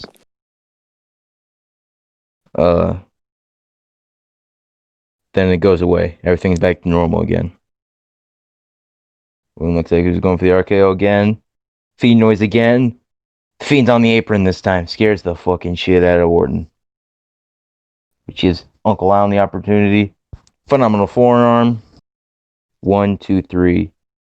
AJ makes it into the triple threat. Oh, yeah. Very excited. I'm excited we're getting Orton and Fiend, and it's not going to be for the WWE Championship.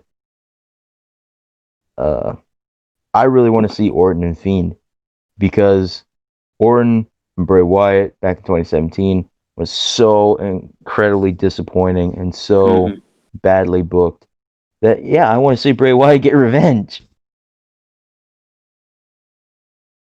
Mm-hmm. Well, Nick, have you seen the... Go ahead. I was going to say this. I love how they kept hyping it as a WrestleMania-worthy match. And in reality, it was on WrestleMania almost 2 years ago. Yeah, I think it was Phillips, like, when the match was happening, he's like, this actually was a match that happened at WrestleMania last year. It wasn't very good. I think somebody said it felt like a SmackDown match. Yeah, it did. That whole Mania was just full of really disappointing matches. Like, oh, God. Well, a lot of people just remember it for Kofi and Becky.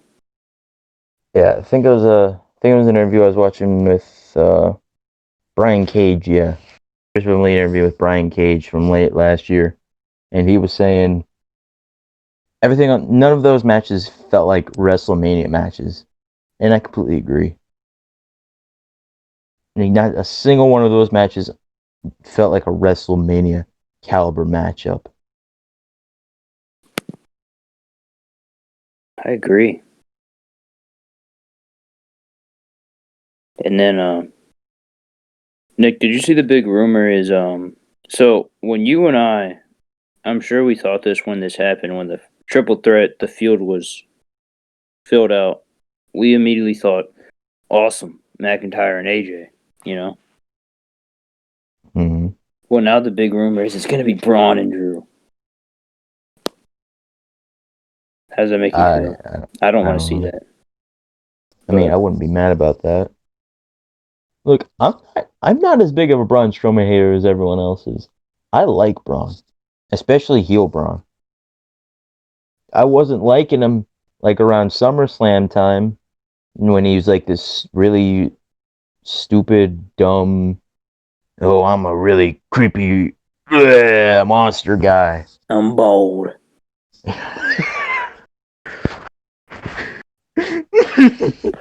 Bald.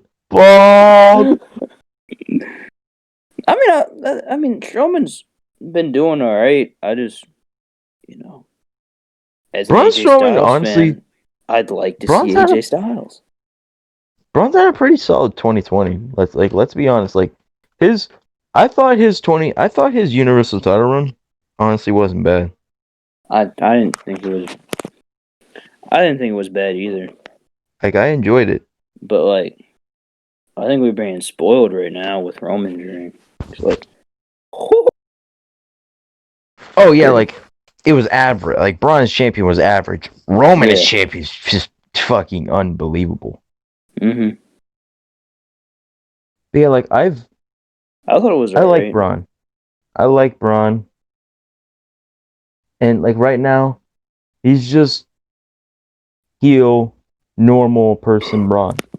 Like just like how he was back in 2017, just without destroying all the really cool stuff. You know?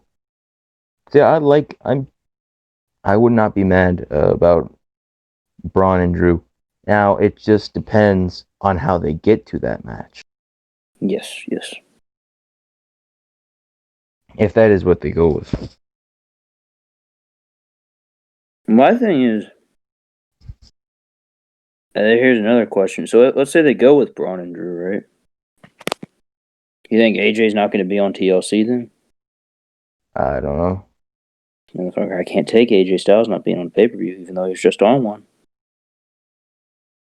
Because when he was on SmackDown, I can't even think of a pay per view he was on when he moved to SmackDown. Because Backlash. Clash of Champions. Oh, that's right. You're right. My bad. See, he wasn't on a single pay per view when he was IC champion. Clash of Champions was the only pay per view he was on. Yeah, he was the only guy there who I guess didn't necessarily have a gripe. I mean, he had a rematch clause. Actually, never mind. Yeah, he did. So there you go. Well, no, because remember, rematch clauses are not a thing anymore in WWE. You're right. My bad. Because remember, you the fans make the decisions now. That whole segment is just an absolute embarrassment.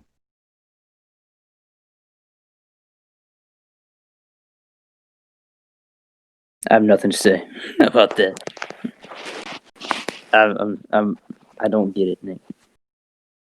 But so that was Raw. Raw was very good. What a change for Raw. Yeah, you know why Raw was very good? It was because we had 3 great matches eating up most of the show. Mm-hmm. Like, I'm of the opinion that for your TVs, do just like NWA Power, your show be mostly promos and segments with a little bit of wrestling going on, just to build characters, storylines, and like that. Mm-hmm. But sometimes it's nice to just have just some great wrestling, you know? Yes. Like occasionally as a treat, throw in some really great wrestling on TV, you know? Yeah. But you know why else I think this show was so good?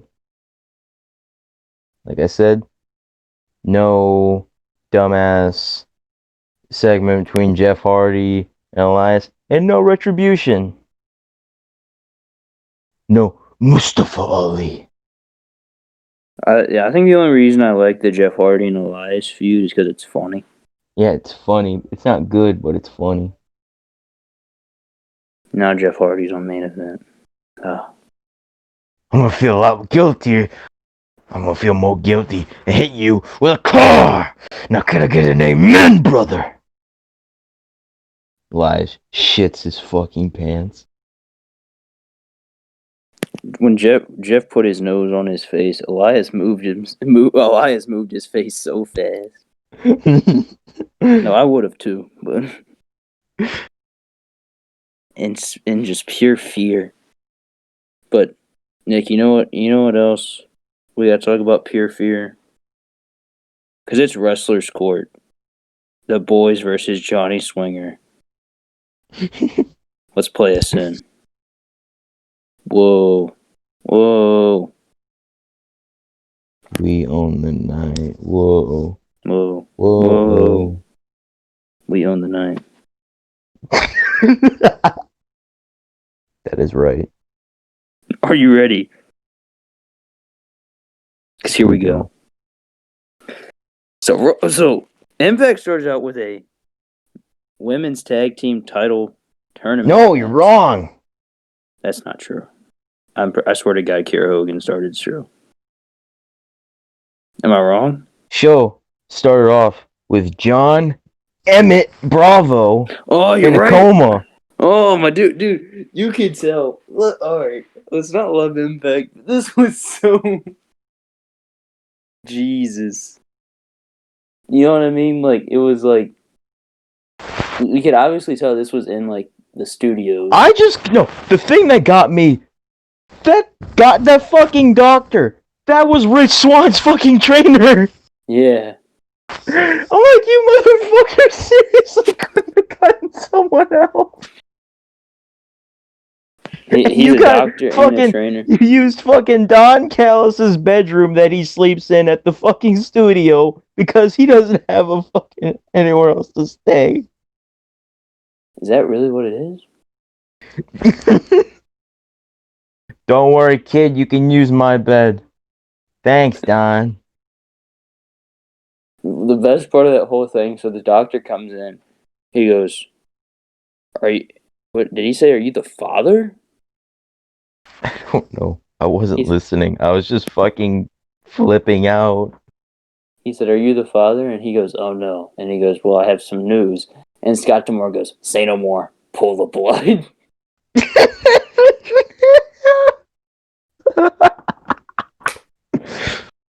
And then he said that we were going to get some justice. Drew, we gotta copy this whole segment on Moose and Goose. Who shot EY? Say no more. Pull the plug. Don Cal stands up. What?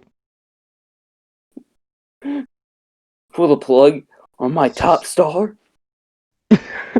Eddie Kingston is in the room. He's yes. Kingston's already got his hand on the plug. Just say the word, bro. Just say the word. Wait, so who's in the coma? EY, Moose, or Goose? I don't know. Because they'd probably say Moose. Pull the plug, bro. Pull the plug, and EY's just like. Oh. I'm not in the room. What? Where's fucking Goose just at? out there? You're just like outside smoking. He's eating a cigar. Fucking Kingston comes out. I didn't say you could have one of mine. Fucking cheap ass motherfucker. Good. I didn't even like it anyway. Just start bawling, crying. Scott D'Amore like, what the fuck are you crying about? He's about to lose his best friend, Scott. Hey. Let me let you know a little secret. I always thought Moose was the shits, and you were pretty good. So if he dies, you get a singles run. Anyway, he was just like he walks up. Hey guys, what you talking about? Oh, we were talking about Team Canada. Yeah. I was fucking NWA World Tag Team Champion!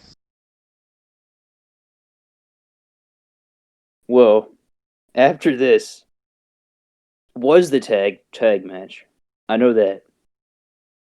After this was the tag match. It was Kiera Hogan and Tasha Steelz versus, if I'm correct, was it Ty? Don't ask me the other chick's name. Oh, Sea Stars. Yes. Don't ask Ashley me the other Fox. chick's name. From the Ocean State, Ashley Fox.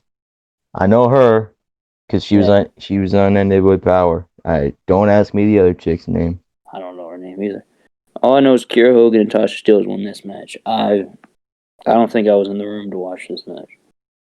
I wasn't. I was like half paying attention. Well, there we go.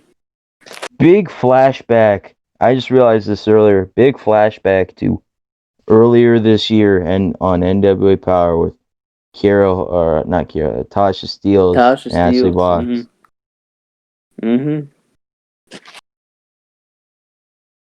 Remember when Superpower and Tasha Steelz' Impact debut aired like the same week? Yeah. I do remember that.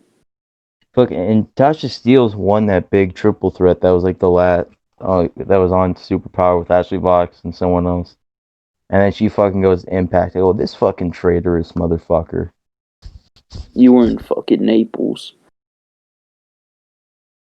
But, so Billy Corgan fucking put time into you. You can just turn your back on William Patrick Corgan. Did he? No.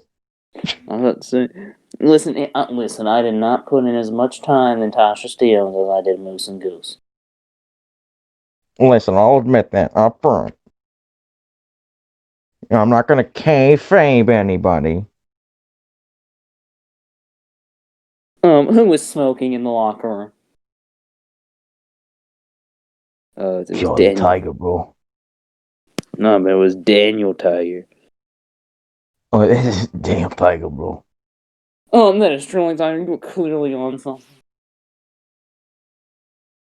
Man, what a show. But, so, as expected, Hogan and Steelz, or Kiera and Tasha, they move on. And, and then we see Jordynne Grace's partner. Yeah, Jordynne Grace's tag team partner is Jazz. Super anticlimactic reveal. Well, here's what I'll say. It wasn't a big pop, but I didn't see it coming. Well, not the fact that it was Jazz. Like, that was cool. That's cool as shit. The reveal itself was super anticlimactic. Yeah. Just them watching TV. Like, they should have just saved it for the match. Mm-hmm. A classic surprise.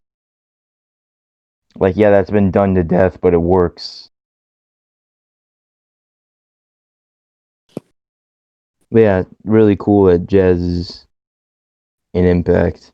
That they make so much sense together too. Yeah, that's a fucking tag team right there. Jordynne Grace and Jazz. That's a fucking knock the fucking shit out of you tag team. I agree. And I believe this is Jazz's first time in TNA or Impact.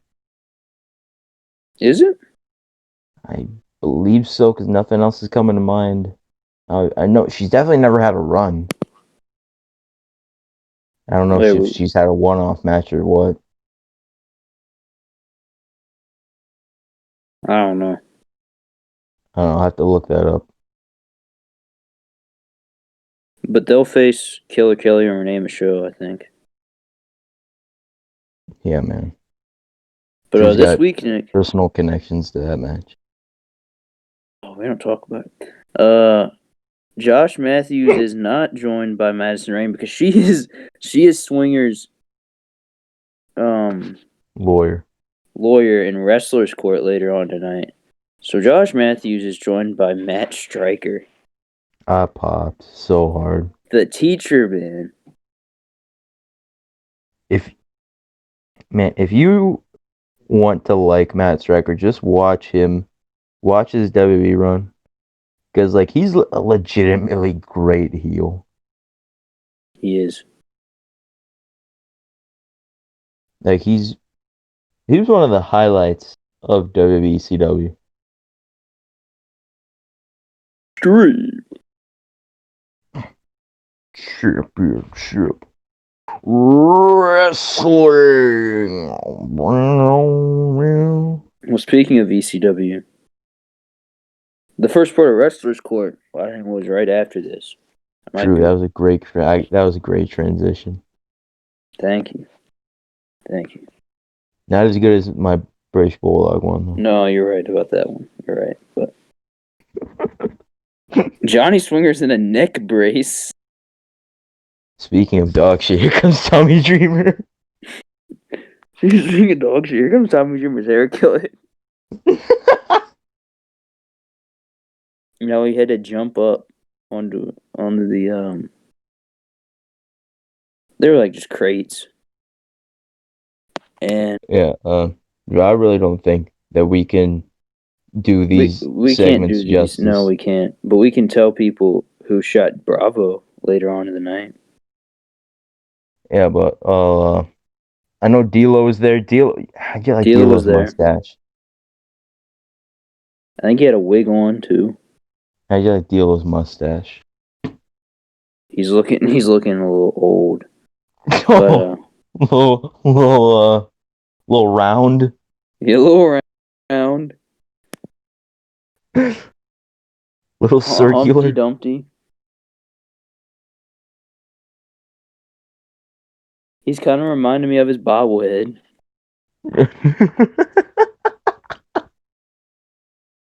Everyone, go watch the Aces and Eights funeral. It's right now. It's a masterpiece.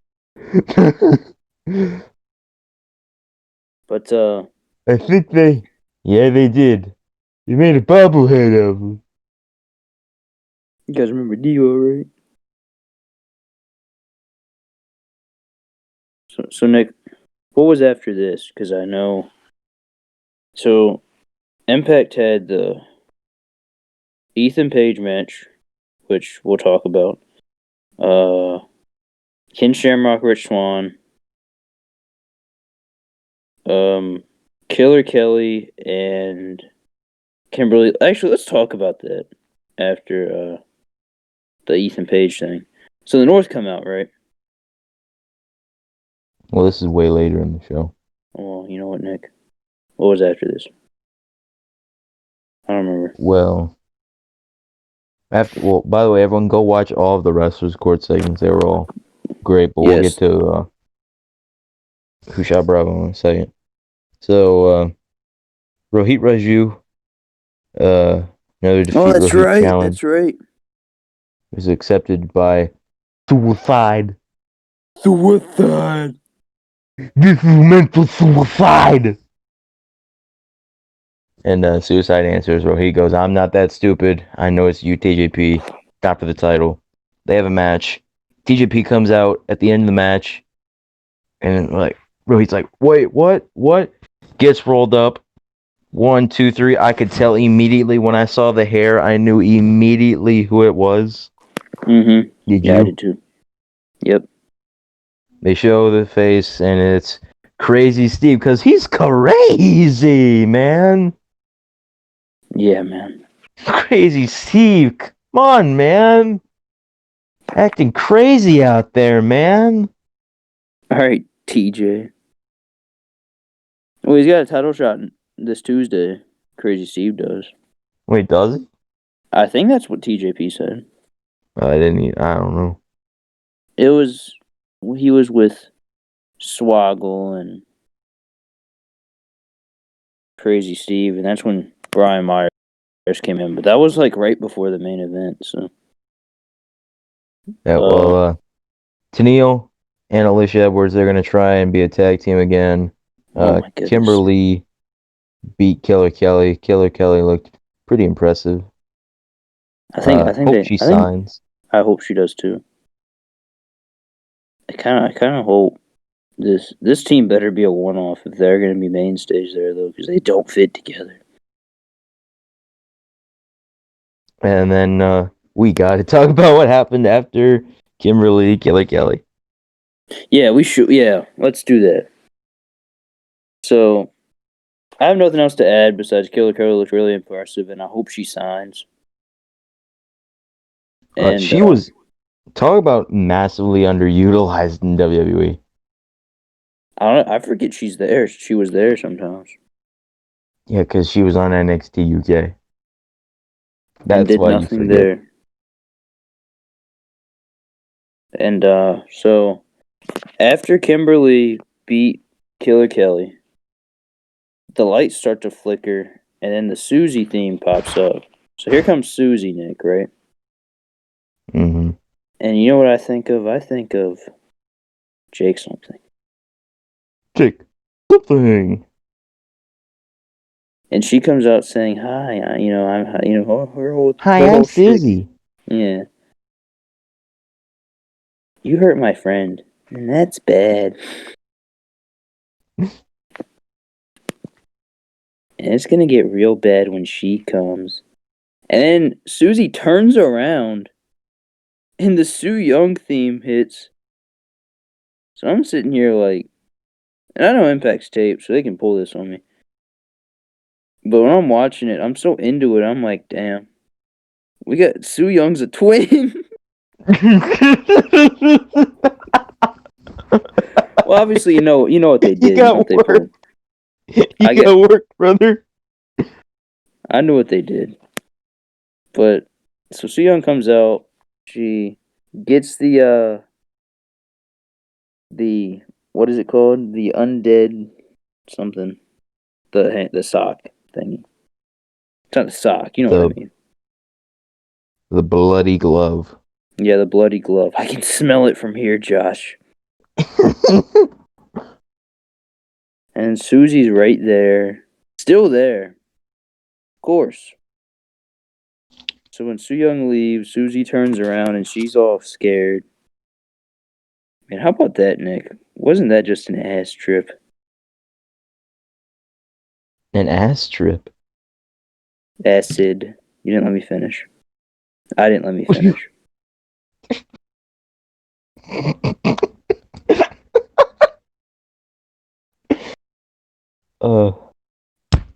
I thought this was great. I agree. I just love like pretty much everything Su Yung does. She's like maybe my favorite character in wrestling right now. She's so good.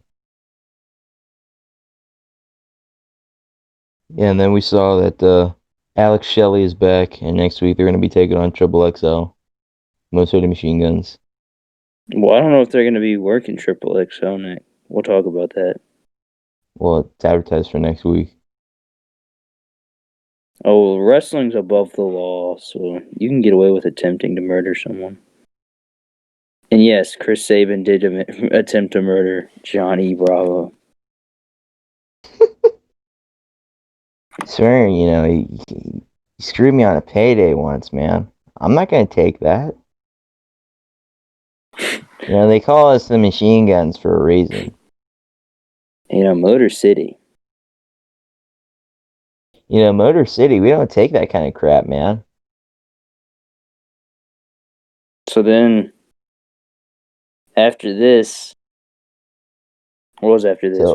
So Ethan Page comes down in the ring. Oh, here we go. So earlier in the night, we saw there is tension in the North, which I'm super scared about, by the way.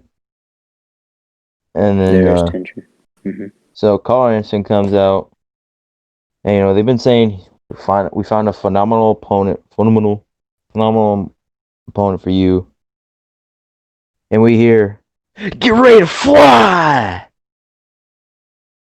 I am." And Ethan Page shits his fucking pants. And for a second, I'm like, okay, what are they gonna do? Like, I wasn't expecting them to actually use the theme. And then I knew 100% this was gonna be Hornswoggle when someone on Instagram I saw say it, and I'm like, yeah, 100%, 100%. Mm-hmm. I was not expecting this though. So AJ's theme hits, and then we see Hornswoggle come out, and he's got the AJ Styles WWE shop gloves on, a vest. I couldn't tell if that was AJ's vest or his. And this motherfucker had AJ's legit tights, like shoot AJ's tights, like his Royal Rumble 2019 tights. Jesus. Yeah, and then we see the wee nominal one. Get it? I get it. I get the funny. The wee nominal one, Swoggle versus Ethan Page. Ethan Page isn't taking him seriously until Carl Anderson distracts. Ethan Page gets distracted by Carl Anderson, and Swoggle hits a super unbelievable roll up on Ethan Page and beats him. Haven't seen a roll up that bad since Owen Hart getting rolled up by Steve Austin at SummerSlam '97. Damn. But at least Austin had an excuse. Yeah. Well, I guess Swoggle does too. He hates the world, Nick.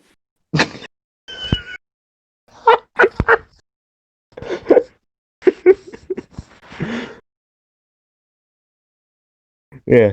But then after that, so followed by and Dwyer were gonna have a match, but then it was interrupted by Joe Doing and EY. And EY cut a promo. This is our world. Joe, how do you feel about Joe Doring with his hair down? I didn't like it.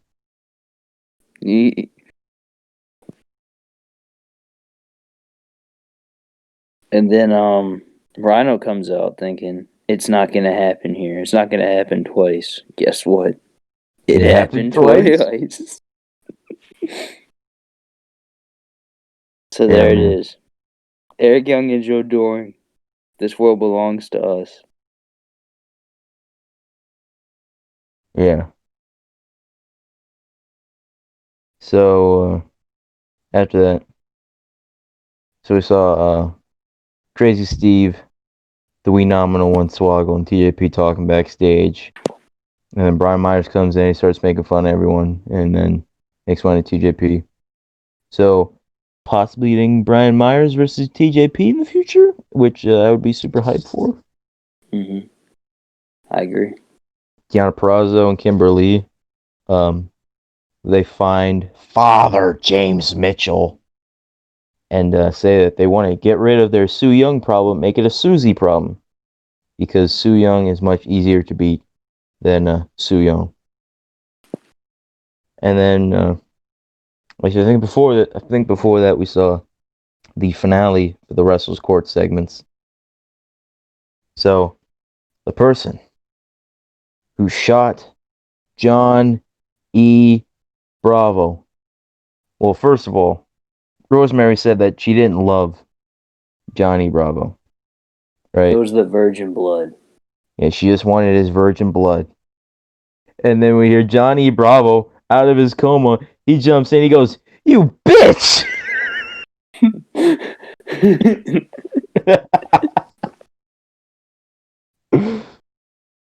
That was incredible.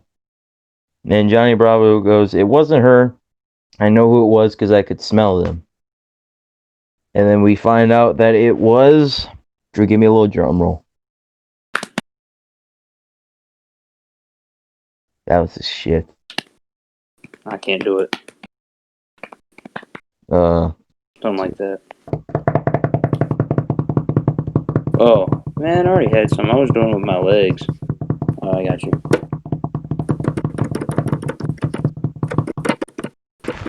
It was... Lawrence D. No, the best part was they got him up there and they goes, "Did you shoot Bravo?" He goes, "Damn right I did."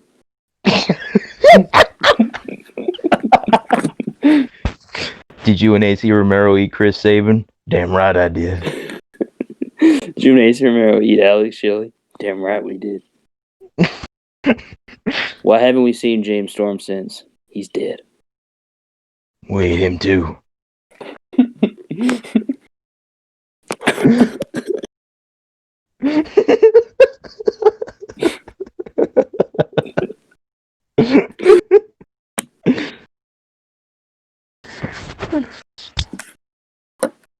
But yeah, this was super, just, man, anticlimactic. Very true. It was very just dumb.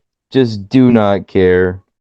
Look, we put Impact over every single week on this podcast. We love Impact, but this was the shits. This sucked. The Wrestlers Court segments were great, but this ending to this storyline just fucking sucked. Fucking sucked. Amen. But yeah. So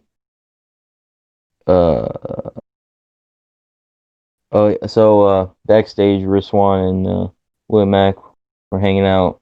Chris Bay was trying to talk to. Funny. Chris Bay was trying to talk to Rich Swann. Called Willie Mack a loser. Rich Swann go, "Who are you calling a loser?"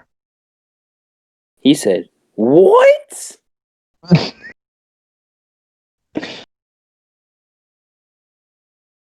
So yeah, next week is gonna Chris be. Bay has every right to call Willie Mack a loser. Dude, look at this. When's the last time Willie Mack won a match? This is true, and Chris Bay beat Willie Mack twice. He's pinned him 3 times because he pinned him in a 6-man. So guess what, Swan? You might be the world champion, but you're wrong. So Nick, do you think it's going to be Chris Bay and Rich Swann at Final Resolution? I don't know. It's definitely going to be Moose and Rich Swann and Hard to Kill. Like, that's 100%. You motherfucker. Motherfucker. We got to talk about that segment with him and Ken Shamrock. Oh, yeah, fucking talk about that. I didn't put that in my notes. So, Sami Callihan was hyping him up. He was like, this is a big match. And Moose comes in. And I don't know what Moose said, but he said, Ken, just remember, the last time we were in the ring together, I whooped your ass. And Ken Shamrock said, I'm going to whip your ass right now. Come here. Come on. I'm going to whoop your ass right now, right here. Come on. And Sammy goes, Ken. You've got a match. Big match tonight. And he goes, I don't care. I'll whip his ass right now. And then, that was the whole thing. Moose was in a suit, of course, talking low. You know what he was doing. Yeah, well, for our main event, Rich Swann defeated Ken Shamrock in a pretty solid match. Ken Shamrock, for his age, is so good. Like, he can still go at a pretty good level. And then he knocked out D'Lo. Yeah, so Rich Swann beats Ken Shamrock. Rich Swann beats Ken Shamrock. Ken Shamrock and Sami Callihan are not happy about that at all. And yeah, understandable. Mm-hmm. So they start beating up Rich Swann. And then Ken Shamrock hits a referee. Then Eddie Edwards comes down. I'll take care of this, Scott. I'll take care of Ken Shamrock. But he did not take care of Ken Shamrock or Sami Callihan. No, he didn't. Sami Callihan hits Eddie Edwards with a bat, and then magically, strawberry jam appears on Eddie Edwards' face. Big old color ski. A bunch of refs came down, and then D'Lo comes down, and he's getting in Shamrock's face. And fucking... This was so incredible. Shamrock fucking right hooks him right in the face, and D'Lo does like the greatest sell for a right punch I've ever seen, and fucking goes down like a ton of bricks. Oh man. And that was Impact Wrestling for you. Yeah, man. Not that great this week. I'm gonna be 100% honest. I didn't enjoy Impact as much as I usually do. But Nick, after this, holy fuck. So We're on we the had road. To what War is it? Games! War Games! NXT, huh? And we saw probably the greatest color commentary of, or heard the greatest color commentary of all time with Kevin Owens. Kevin Owens! Kevin Owens was funny during the KO show. I tried to pay attention to his commentary. Did you hear Corny talk about that? His commentary? No, the KO show on NXT. I did not. No, Did he he put it fucking over? buried it. He fucking buried it. Of course he did. He was fucking pissed about Owens acting like everything was a joke. Oh, well, there you go. Makes sense. And look, Kevin Owens is one of my favorite wrestlers of all time. But just because Jim Cornette buries him and doesn't like him doesn't mean I'm going to hate Jim Cornette. No. But yeah, so at the very start of the show, before the show, a video on Instagram came out where Vic Joseph was saying, yeah, Kevin Owens is going to be on commentary tonight. And Kevin Owens comes up to him and goes, Wade's told me about you. I know everything about you. I'm going to tell Wade about this. And then at the start of NXT, Kevin Owens goes, this is the makeup chair, huh? And Vic Joseph goes, thank you for pointing out the pound of makeup I have on my face. Well, Vic Joseph gets bullied no matter who his commentary, no matter who He his partner is. deserves it too. Yes, he does. Deserves it. Wade bullies him. Nigel bullies him on 205. KO bullies him. Beth doesn't, but if Beth should get bullied more. If Beth vouches, they know she's gonna get bullied. You know why they don't bully Beth? She's a Hall of Famer. Have I discussed on this podcast my hatred for Beth Phoenix on commentary? What's wrong with having two? What's wrong with having two British guys on commentary? Exactly. Just give me Nigel and Wade. I can even tolerate Vic, but I'd rather just be the other two. I hate Vic Joseph. Nick, I know you miss Percy Watson. I do. Peak NXT commentary team. Excuse me. Dying. Peak NXT commentary team. Nigel, Morrow, Percy. I agree. I've heard people shit on Percy Watson. I thought Percy was great. Well, I didn't think he necessarily had to do a lot either, because, like, when you got Nigel there and Morrow, you can be, like, the side guy. You know what I mean? Yeah, and when Percy left, I still can't believe they chose Beth Phoenix to replace him. Beth Phoenix is just awful. They should have got my boy. They should have gotten our boy Pat. Well, actually, I don't regret them not doing that, because he still fucking could have done the angle. He still could have done what he's doing right now. You're right. But for like a year, we could have gotten Pat McAfee on commentary every week. And him just shitting on Adam Cole, slow build. Because, like, I guess, like, I don't know. It'd be weird because Cole as a heel, he'd look like a babyface, not like an Adam Cole. And then when Cole slowly starts to turn a babyface, and he still hates him, I guess that makes people turn on McAfee too. Because I don't know. I don't know how things work. You don't know how wrestling works. That's sometimes how, like how when he was on commentary for UE versus whoever they worked, I think it was Imperium, and everybody turned on Pet. Mm-hmm. Yeah, like that could be what they do. But so what opened NXT? Was it Candice and? Yes, that's what it was. Candice It and was Ember. Candice and Ember. Ember throws Candice into the commentary team. Kevin Owens goes, "Hi, Candice."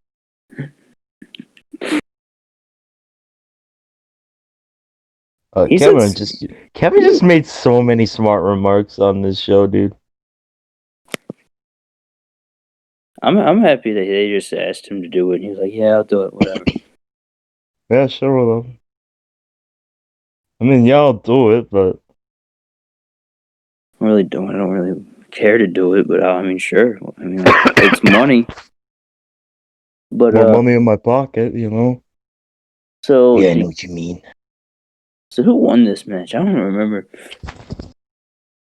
Well, I remember Dakota won. I remember the post match. Or no, not Dakota. It wasn't Dakota. I fucking see Dakota and Candice are like the exact same spot, so you know it's easy to get them confused. Yeah, man. So Candice won this match after Indy Hartwell ran in and took the Eclipse, saved Candice. Candice wins. Kevin Owens goes, "That's right. Not the most well-deserved victory, but a victory nonetheless." What a line, huh? You hear that a lot. But so after this, Dakota and Raquel come in and help the beat down on Ember Moon, and here comes Toni Storm for the save. And they're both, so Ember's like, "Me and you, let's take them." And Toni stops Ember and starts beating her up. So big old Toni Storm heel turn. And why was Toni Storm making like the most weird faces? Like, did you notice that? Was it when she was beating her up? Like when she was beating her up, and then when she threw her in the ring, like she was making this whole time, like the whole segment, she was making like the most weird faces. I didn't notice that. Go back and rewatch it. I was more confused because I was like, "Why is this happening? What's going on?"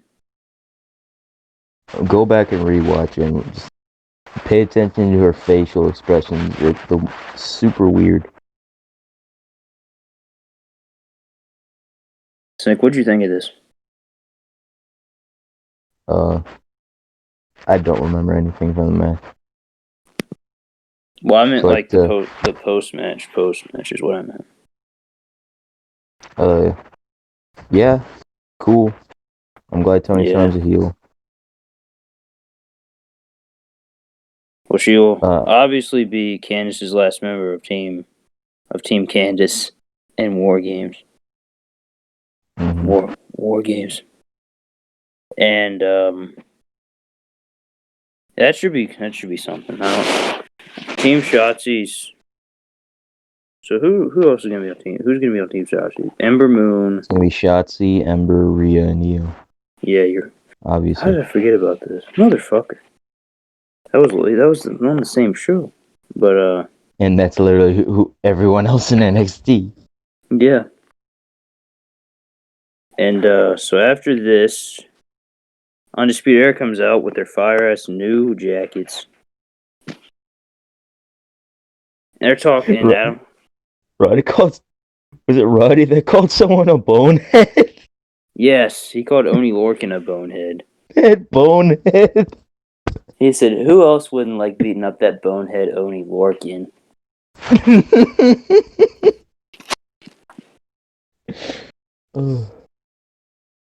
And then Kyle O'Reilly says, "I need to fight Pete Dunne." And Cauliflower Kyle. And so it'll be Pete Dunne and Kyle O'Reilly in the main event for the War Games advantage in a ladder match, which, by the way, Undisputed are undefeated in, which, Nick, you need to highlight that, because every time you bring up a record in anything, it's bound to get broken. How many of those have they even had? Like 2? Yeah, I think so. Did they even have one for the one last year? Yeah. The one last year is the one I remember. It's the only one I actually remember. What was the match? Adam Cole and Dijakovic? I don't know. I didn't watch it. I just know it happened. I remember it So happened. I think O'Reilly and Hanson was the match 2018. And I know they didn't do it in 2017. Yeah. Yeah, okay, so they were 2-0 going into this match against Pete Dunne. Ooh, a 2-match winning streak. I mean, hey, I guess. And then... Man, that's impressive. Yeah, I know. And then, there you go. Obviously, if you watch the show, and we'll get into the match, they're not undefeated anymore. But, so what was after this, Nick? Oh, I don't my know what God. was that. I don't know what after this. Next thing I got on my notes, we saw Santa Claus and Candice LeRae shilling WWE merchandise. But then Oh, yes. Santa Claus takes down his beard and holy shit, it's Johnny Gargano. I go, holy shit, holy shit, holy shit, holy shit. Yeah, Nick was the only person to pop for this, by the way. I start going, no, fucking shebang popped for it too. Oh, well, okay. 2 people. He goes, Johnny pulls his beard down and he goes, guys, it's me, Johnny. She didn't even know it. That was pretty funny.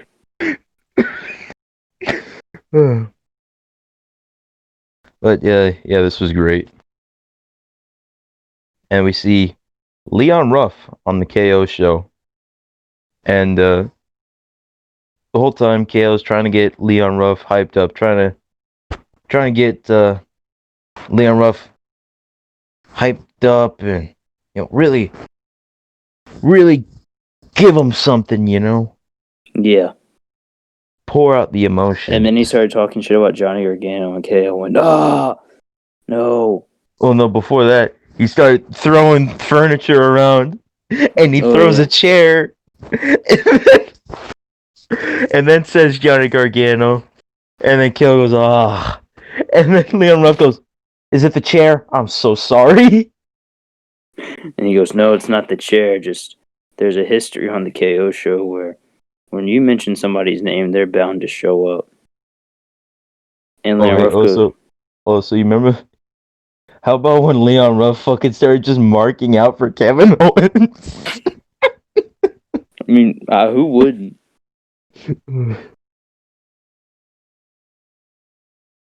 But yeah, Johnny Gargano comes out, and this motherfucker's got the whitest of white pants I've ever seen.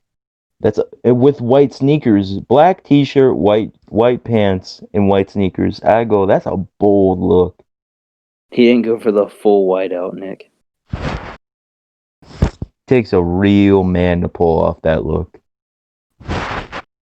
Doesn't. It does.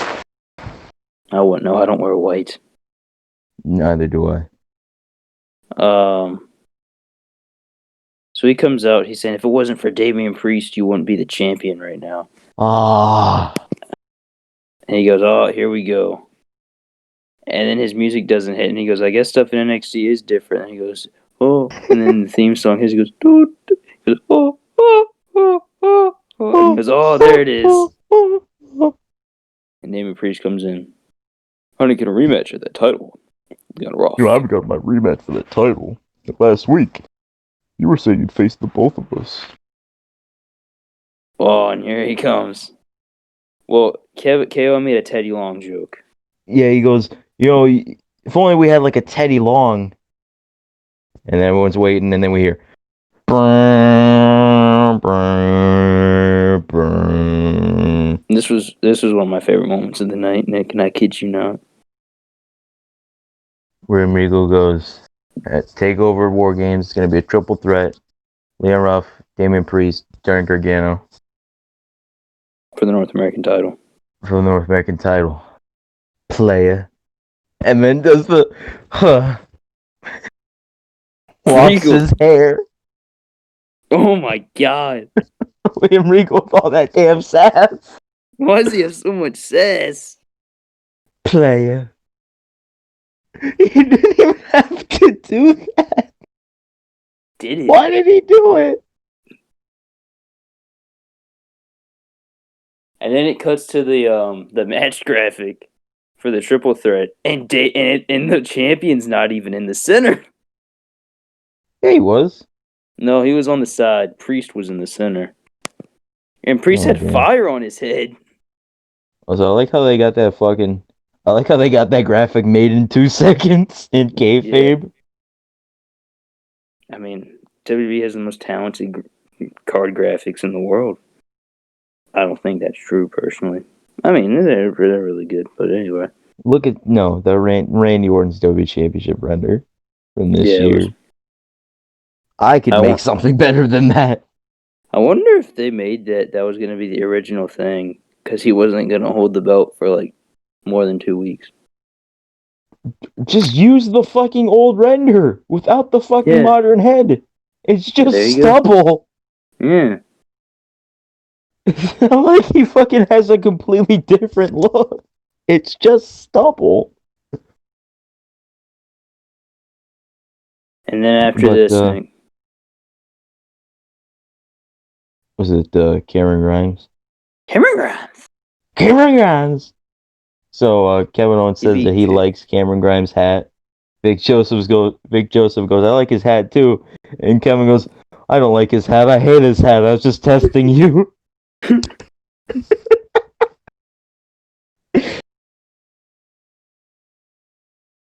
Yeah, Cameron Grimes beats Jake Atlas.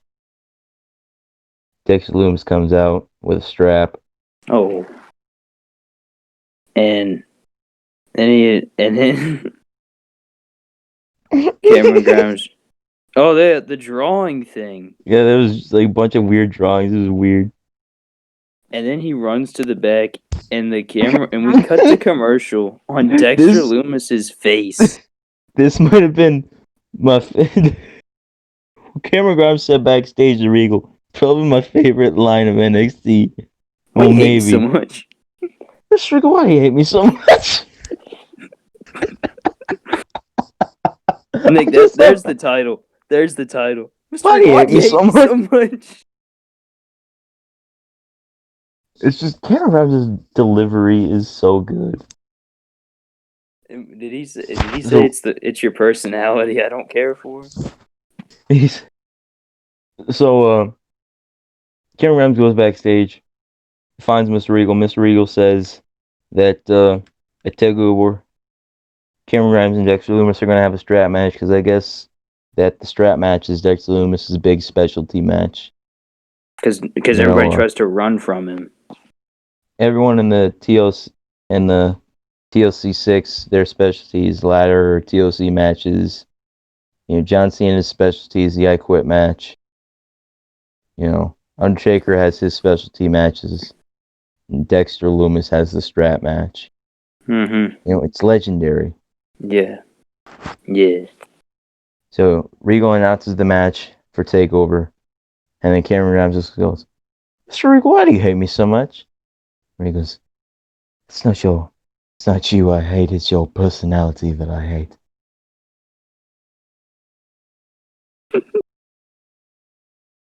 Mr. Regal, why do you hate me so much? Mr. Regal, why do you hate me so much? Was Kushida and Thatcher after this?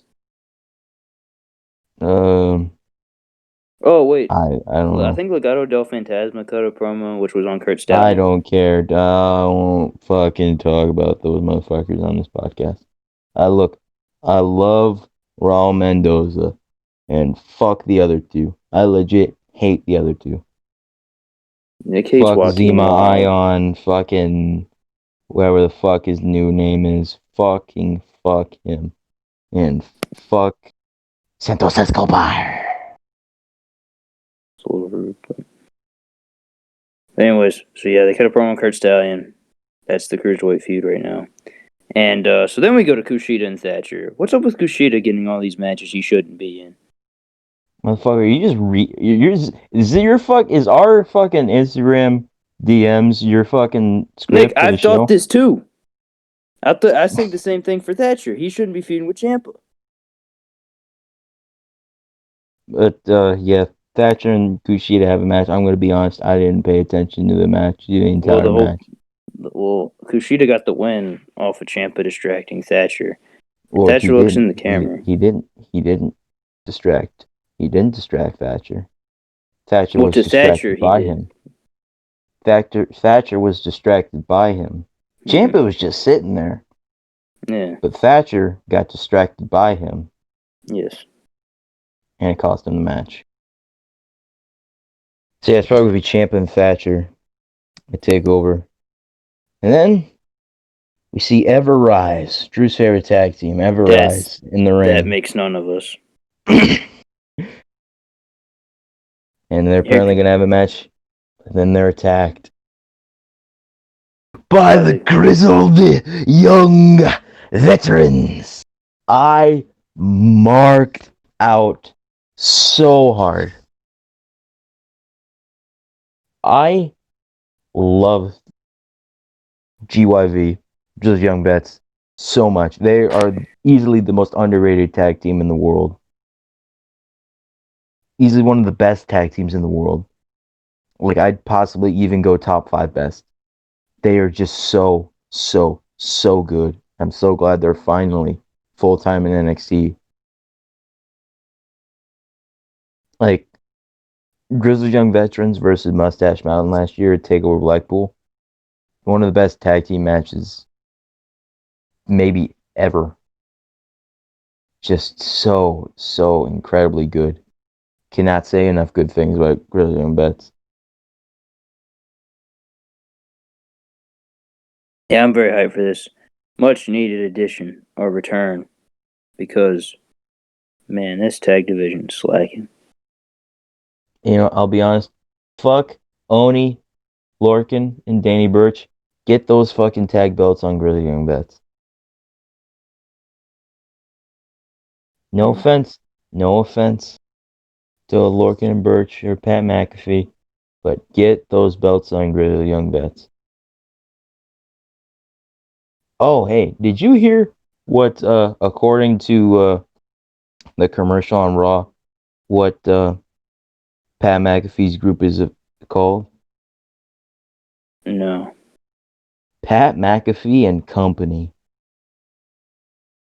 What a name, right? I just call him for the brand. What a name, right? Pat McAfee and Company.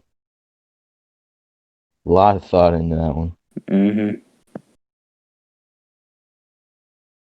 Well, Nick, let's talk about this. So, Candice LeRae and Indy Hartwell are in the parking lot. Well, this is after the Rhea promo. I take that back. So, Rhea Ripley cutting a promo talking about what's next after she lost to Io Shirai.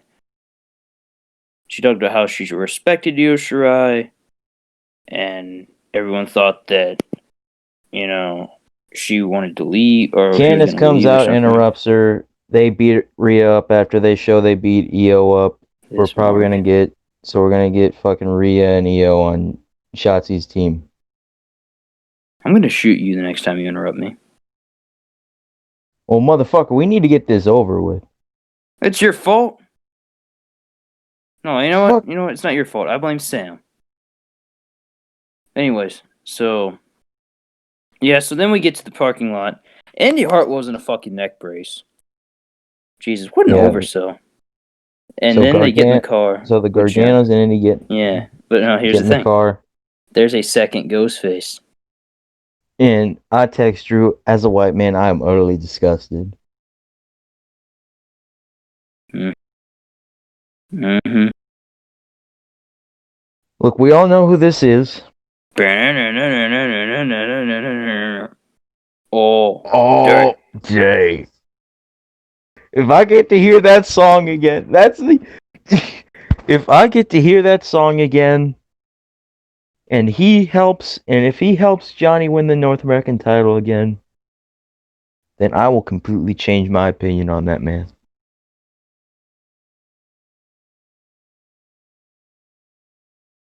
And I'm gonna hold you against that. I'm gonna hold you on that, Nick. And then we see our main event, Pete and Kyle. Oh my goodness, what a match. Pete Dunne has a longer jacket now because he's evil.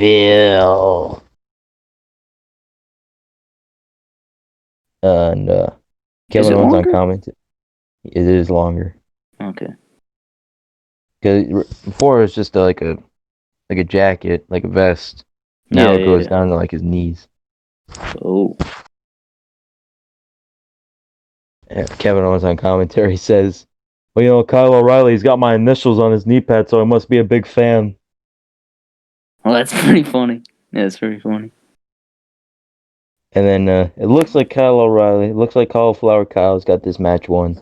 Then we see a mysterious person show up and push him off the ladder. Man, I wonder who it could have been.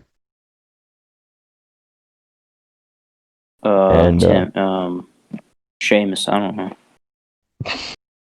Ryback. Motherfucker, it had to be CM Punk. He's coming back for that big run. It's you know who it was, Nick? He's going back down to NXT. We got worked. Aleister Black. It's Aleister Black.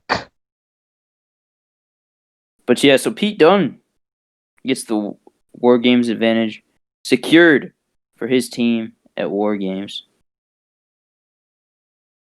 And then Nichols getting a SmackDown. Oh, by the way, didn't watch Dynamite this week. I never watch. So I might watch next week. But I don't know. So Nichols getting a SmackDown. Drew, is that what I am to you? A little bitch begging for Thanksgiving leftovers? Is that how you see me? Well, yes. So I go, motherfucker, it must be Friday. The big dog comes down. Yeah, yes. That's what I was going to say. Must be Friday because Jey Uso and Roman Reigns are in the ring to start the show. Motherfucker, what's the motherfucker? It must be Wednesday. We start out with a match. I don't know.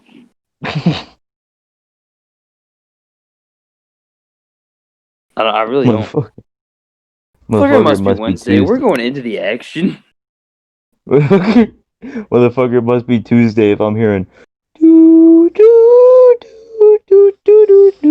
Motherfucker, it must be Tuesday when I'm getting blinded and I hear, I am a wrestling god. Motherfucker, it must be Wednesday when I hear, super kick pate.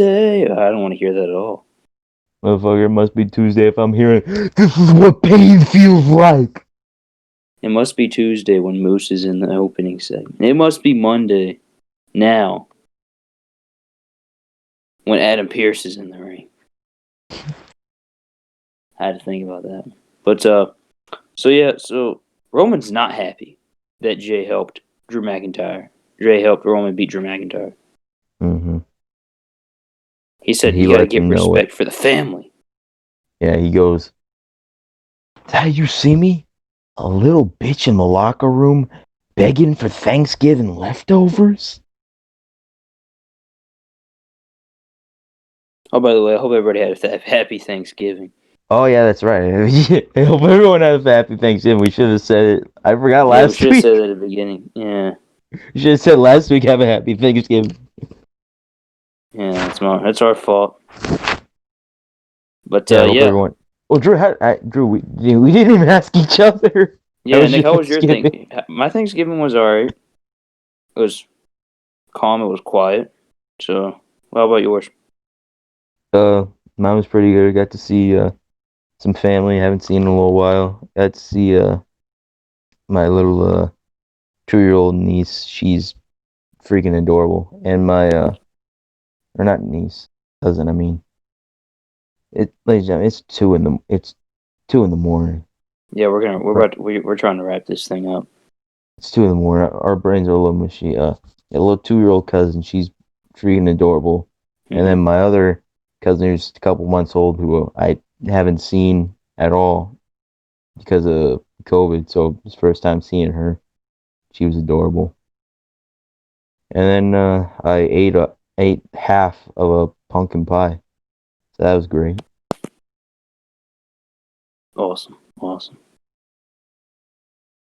Well, if anyone cares to comment how their Thanksgiving was, by all means. But yeah. So, what's Jey Uso got to do, man? What's Jey Uso got to do to get the respect for the big dog? Give respect for the family. Yeah, get respect. But so, then, Jay gets scolded by Roman, and he's walking up the ramp. And he's muttering. He's muttering to himself. He is just at war with Jey Uso. and then blue collar working man. Blue collar working man. Blue collar solid. Blue collar solid. And Jey Uso, I just thought that Jey Uso was gonna walk away, right? I knew he was gonna beat the shit out of him. And I'm like, it doesn't make sense if he doesn't.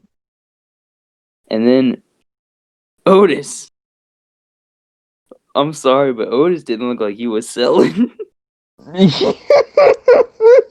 He was just big men can't sell. And so Uso comes in, he goes, huh. Yeah. Jay fucking goes to the back and gets a chair and then beats the shit out of Otis with it. Otis laying there, Meh. So, Otis was originally supposed to face King Corbin. Now that's not going to happen. But Nick, did you see who was helping Otis to the back? Big old Chad Gable. What a guy. Oh yeah, Chad Gable. Gable Academy, baby. What a guy. But yeah, after this, the Dirty Dogs beat the Street Profits. Yes, sir. I know they're not going to, but I really hope they win the tag titles. No, they're not going to, though. So you think the Usos are going to beat the Street Profits for the belts, right? Oh, yeah, definitely. Most definitely. Yeah. Mm-hmm. And then, so then we got an interview, Nick, with the Mysterio family and Buddy Murphy. Oh, yeah. So, Corbin got on his ass, I swear. I remember what they said. He just said it was great that Seth Rollins is gone. You know, a great Thanksgiving with my family. Great to see that Murphy thinks Seth Rollins is a piece of shit. And here comes Corbin. So, hey, you nothing special. You not do nothing big. You the shit, man. He said to Rey Mysterio, he said, "You really think this guy is gonna be here next, giving thanks?" I said, not "Damn." Even celebrate giving thanks. I'm from foreign land.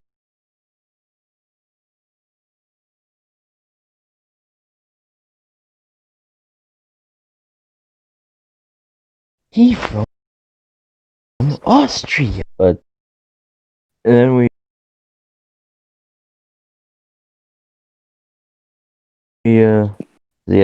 or is it Murphy challenged him to a match? I don't think. And we see Sami Zayn fucking murdered Daniel Bryan with a brain buster on the apron. That's one of my favorite. It's one of my favorite moves in wrestling, Nick. I can't cat the brain buster off the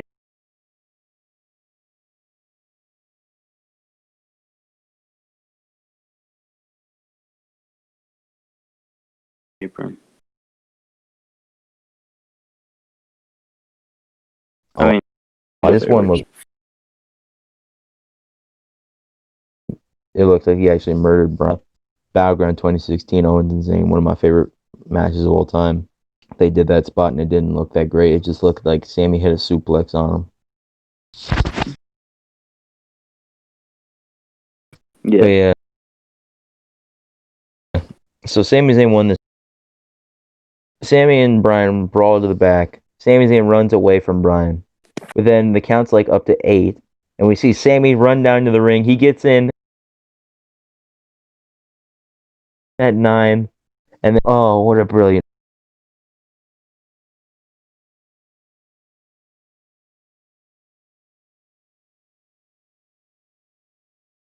finish. Just so brilliant. Owens making the save for his damn.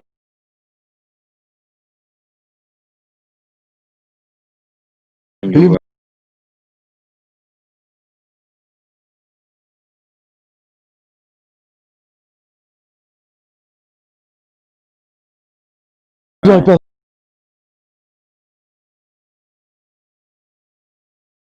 You don't want to Cut find back me. to commercial, and he's like, and Roman, I don't know if Roman's giving him like, Roman's chewing his ass out or what, but he goes, so here comes Kevin Owens. He goes, I think this is pathetic. You treat your family like trash.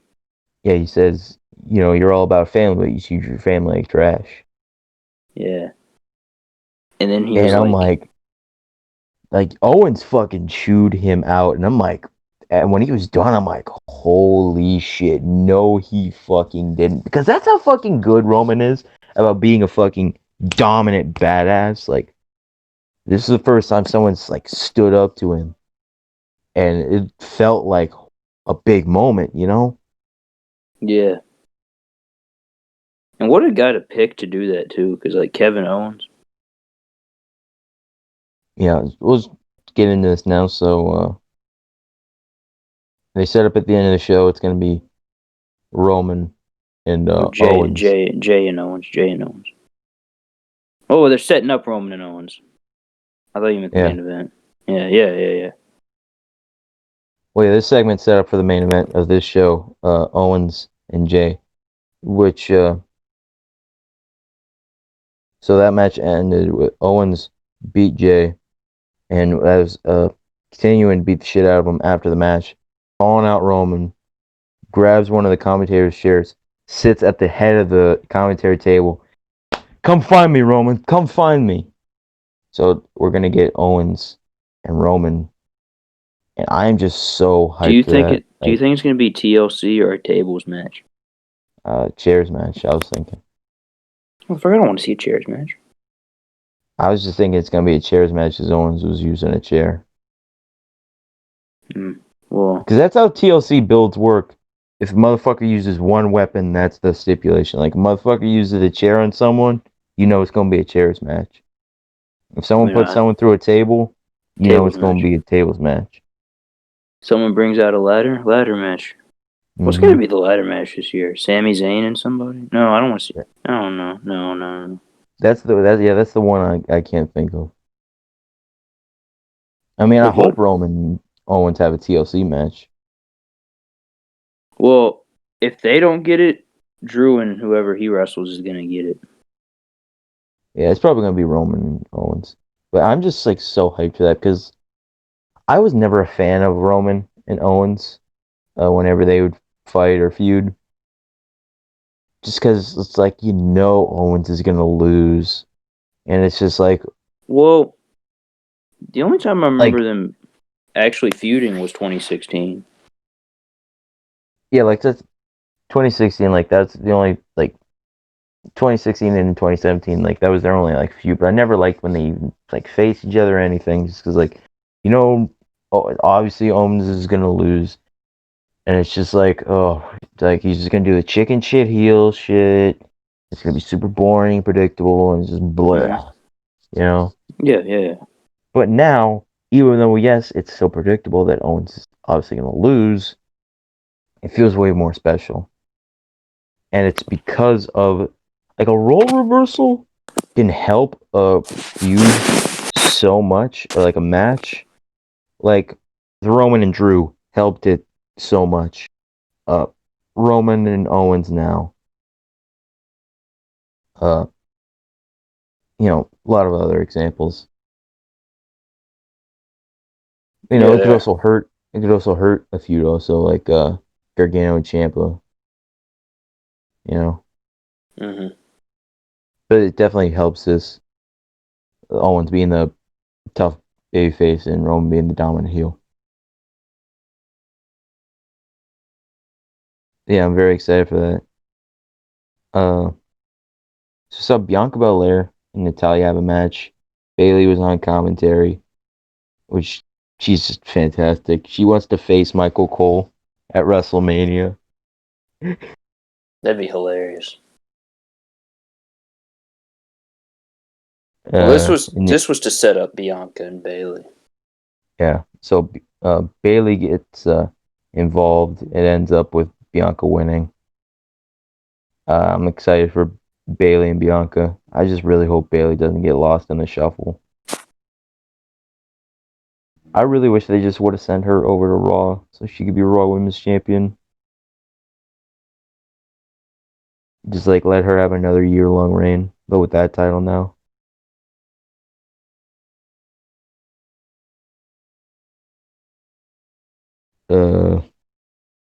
Oh yeah, you got mad at the Mysterio and Corbin, the Murphy Corbin match. Well, before that, we saw Adam Pearce and Paul Heyman talking, which we now know was yeah. Adam Pearce had glasses off, and I go, damn. Strowman knocked the sight out of him. He can't see. He knocked that man blind. But yeah, we saw Corbin and Murphy, and the Mysterios helped Murphy with like every dirty fucking tactic in the book. They kept interfering at every single possible chance. There's like, this was so fucking dumb. This was so fucking dumb. This doesn't make a lot of sense because, like, in my honest opinion, and you might disagree with me, Nick, Rey Mysterio in no circumstance should be a heel. And I don't think that they're setting up a heel turn, but like, how could you, like, I don't know what they're doing. Because, like, the Mysterios were acting like total fucking heels here. And, like, maybe this is Murphy now being like a Seth Rollins, and, like, he's got the Mysterios under his control now, and he's, like, brainwashed them like Seth was doing to him into helping, now Murphy helping them helping Murphy. You know what I'm trying to say? Yeah. I definitely think if somebody's going to turn, it's going to be Murphy. Yeah, like, that's like the only logical explanation I could think of. Is that Murphy's going to... Well, did you see that apparently it's going to be a big old wedding angle? We're going to come to shed a tear. Yeah, that's just, ugh, God. We come to shed a tear. And then that's when Murphy's going to turn, which I don't care to see, so... It's real bad when you're the heel and you're working against a natural heel and Corbin. Mm-hmm. Like, that's, to me, that's not a really good thing, especially when you're supposed to be the babyface. I don't know. Do you think SmackDown has just gotten like a little, like it was really good and then it just goes to R8 and it goes to pretty good? I just think it has spots. Yeah. There's a lot more good than bad. Mhm. Like, I think like this was the only bad thing on SmackDown. Oh, and fucking Carmella. Oh yeah, how do you not know that was Sasha Banks? What kind of dunce are you? You know, like, why do you need to see that she's got the little fingers thing, her hand. I thought that was cool. Like, obviously everyone knew it was Sasha, but I thought that was a cool little touch. It is a cool touch, but like, you look and you can see the boss thing. So, yeah, like you would assume like those like sparkle, you know? Yeah. Carmella's just awful. Just awful now. I hate this new gimmick. Apparently she's wearing a wig now. No, she's not. I didn't think so. Somebody was like, she's trying to hold on to her wig, and I was like, I don't think it is. It's her hair now. Yeah, I've seen her on Instagram, and her hair is that color now. It's bleach blonde like that. Yeah, it's just how she does her hair for her gimmick. Yeah. This gimmick sucks. His gimmick is the absolute shit. And she's like EC3. She just says the exact same thing every week. I don't do what the fans want me to anymore. I do my own thing. I'm my own boss now. I'm the real me now. And then she does a really awful laugh. Real She's me. just the shits. She's the drizzling fucking shits. The real me, Nick. Yeah, man. And then Sasha puts her in the bank statement. Sasha better fucking beat her. Sasha better fucking beat her. There's only one person on the SmackDown roster that's good enough to beat Sasha Banks, not named Bayley. One person Bianca not named Belair. Bayley good enough to beat Sasha Banks, and that's Bianca Belair. No offense to the SmackDown women's roster, because I think it's a good division. Mm-hmm. But no one's good enough to beat Sasha except Bianca. I agree. We saw Sami Zayn. He was Big E and Apollo. Yeah, I'm gonna get it. They're playing basketball. Trash get ball. Drew, That's you what know they. the name and everything. Mm-hmm. I bet you're the And fucking type of slacker motherfucker that does shit like that. basketball. Nah, man. Nah. When I try, I miss. I believe it. I believe it. Yeah, man. But yeah, Sami Zayn comes up to him. Like, I just had a very big win. You're in my way. I'm supposed to have a very big interview. You're in my way. You know, he makes comments at Apollo beating him. Apollo gets offended. He goes away. Big E starts getting on him. Sammy gets on Big E, saying, you know, you should thank me. You congratulate me. And shake my hand. Big E shakes his hand. And does a 10 count because Sami Zayn was bragging about he won by count out, which is 10 seconds, not 3. More impressive. And Big E, like, squeezes his hand, like, hurts his hand, Yeah. squeezing it too hard for 10 seconds. My favorite thing about that whole thing is when he gets to 5, he goes, "My favorite number 5." You remember 5? You remember 5?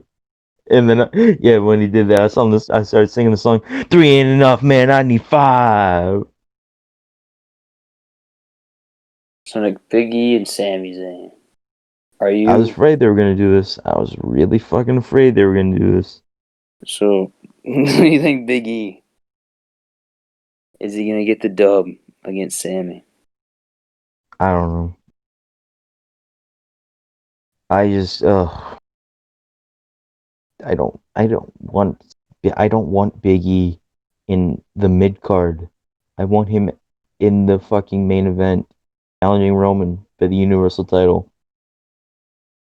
He's the only person that I want to win the Royal Rumble.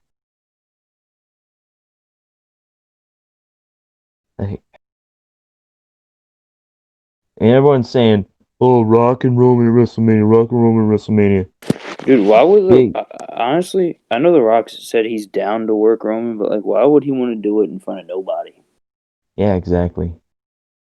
Like, Like Roman and Big E right now is so much better. And you need to start building Big E up like that as a singles guy because he fucking has superstar potential, just like Drew, just like Roman. You know, he could be that next guy. I agree. And yeah, we already talked about Owens and Jay, so that does it for SmackDown. Solid episode, in my opinion. Solid episode. Yeah, so and that does it for But, wrestling. mm-hmm. Drew, I gotta ask you, do you have a match of the week this week? Since I haven't watched anything older, I just watched the wrestling for this week. I'll give it to Pete Dunne and Kyle O'Reilly. Peter Dune and Cauliflower Kyle. That's a fair choice. I saw someone say that match was a match of the year contender, which I strongly disagree with. It was very good though. It was very good. I gotta give it. The only old wrestling I watched this week was just me watching WWE CW. Which oh, by the way, I just passed Benoit. Made me super uncomfortable. I skipped him and Elijah Burke. I couldn't watch it. Did you watch him and Punk versus Corbin and Burke? I watched that. I didn't watch him and Burke though. The singles match. I could not watch it. It made me way too uncomfortable.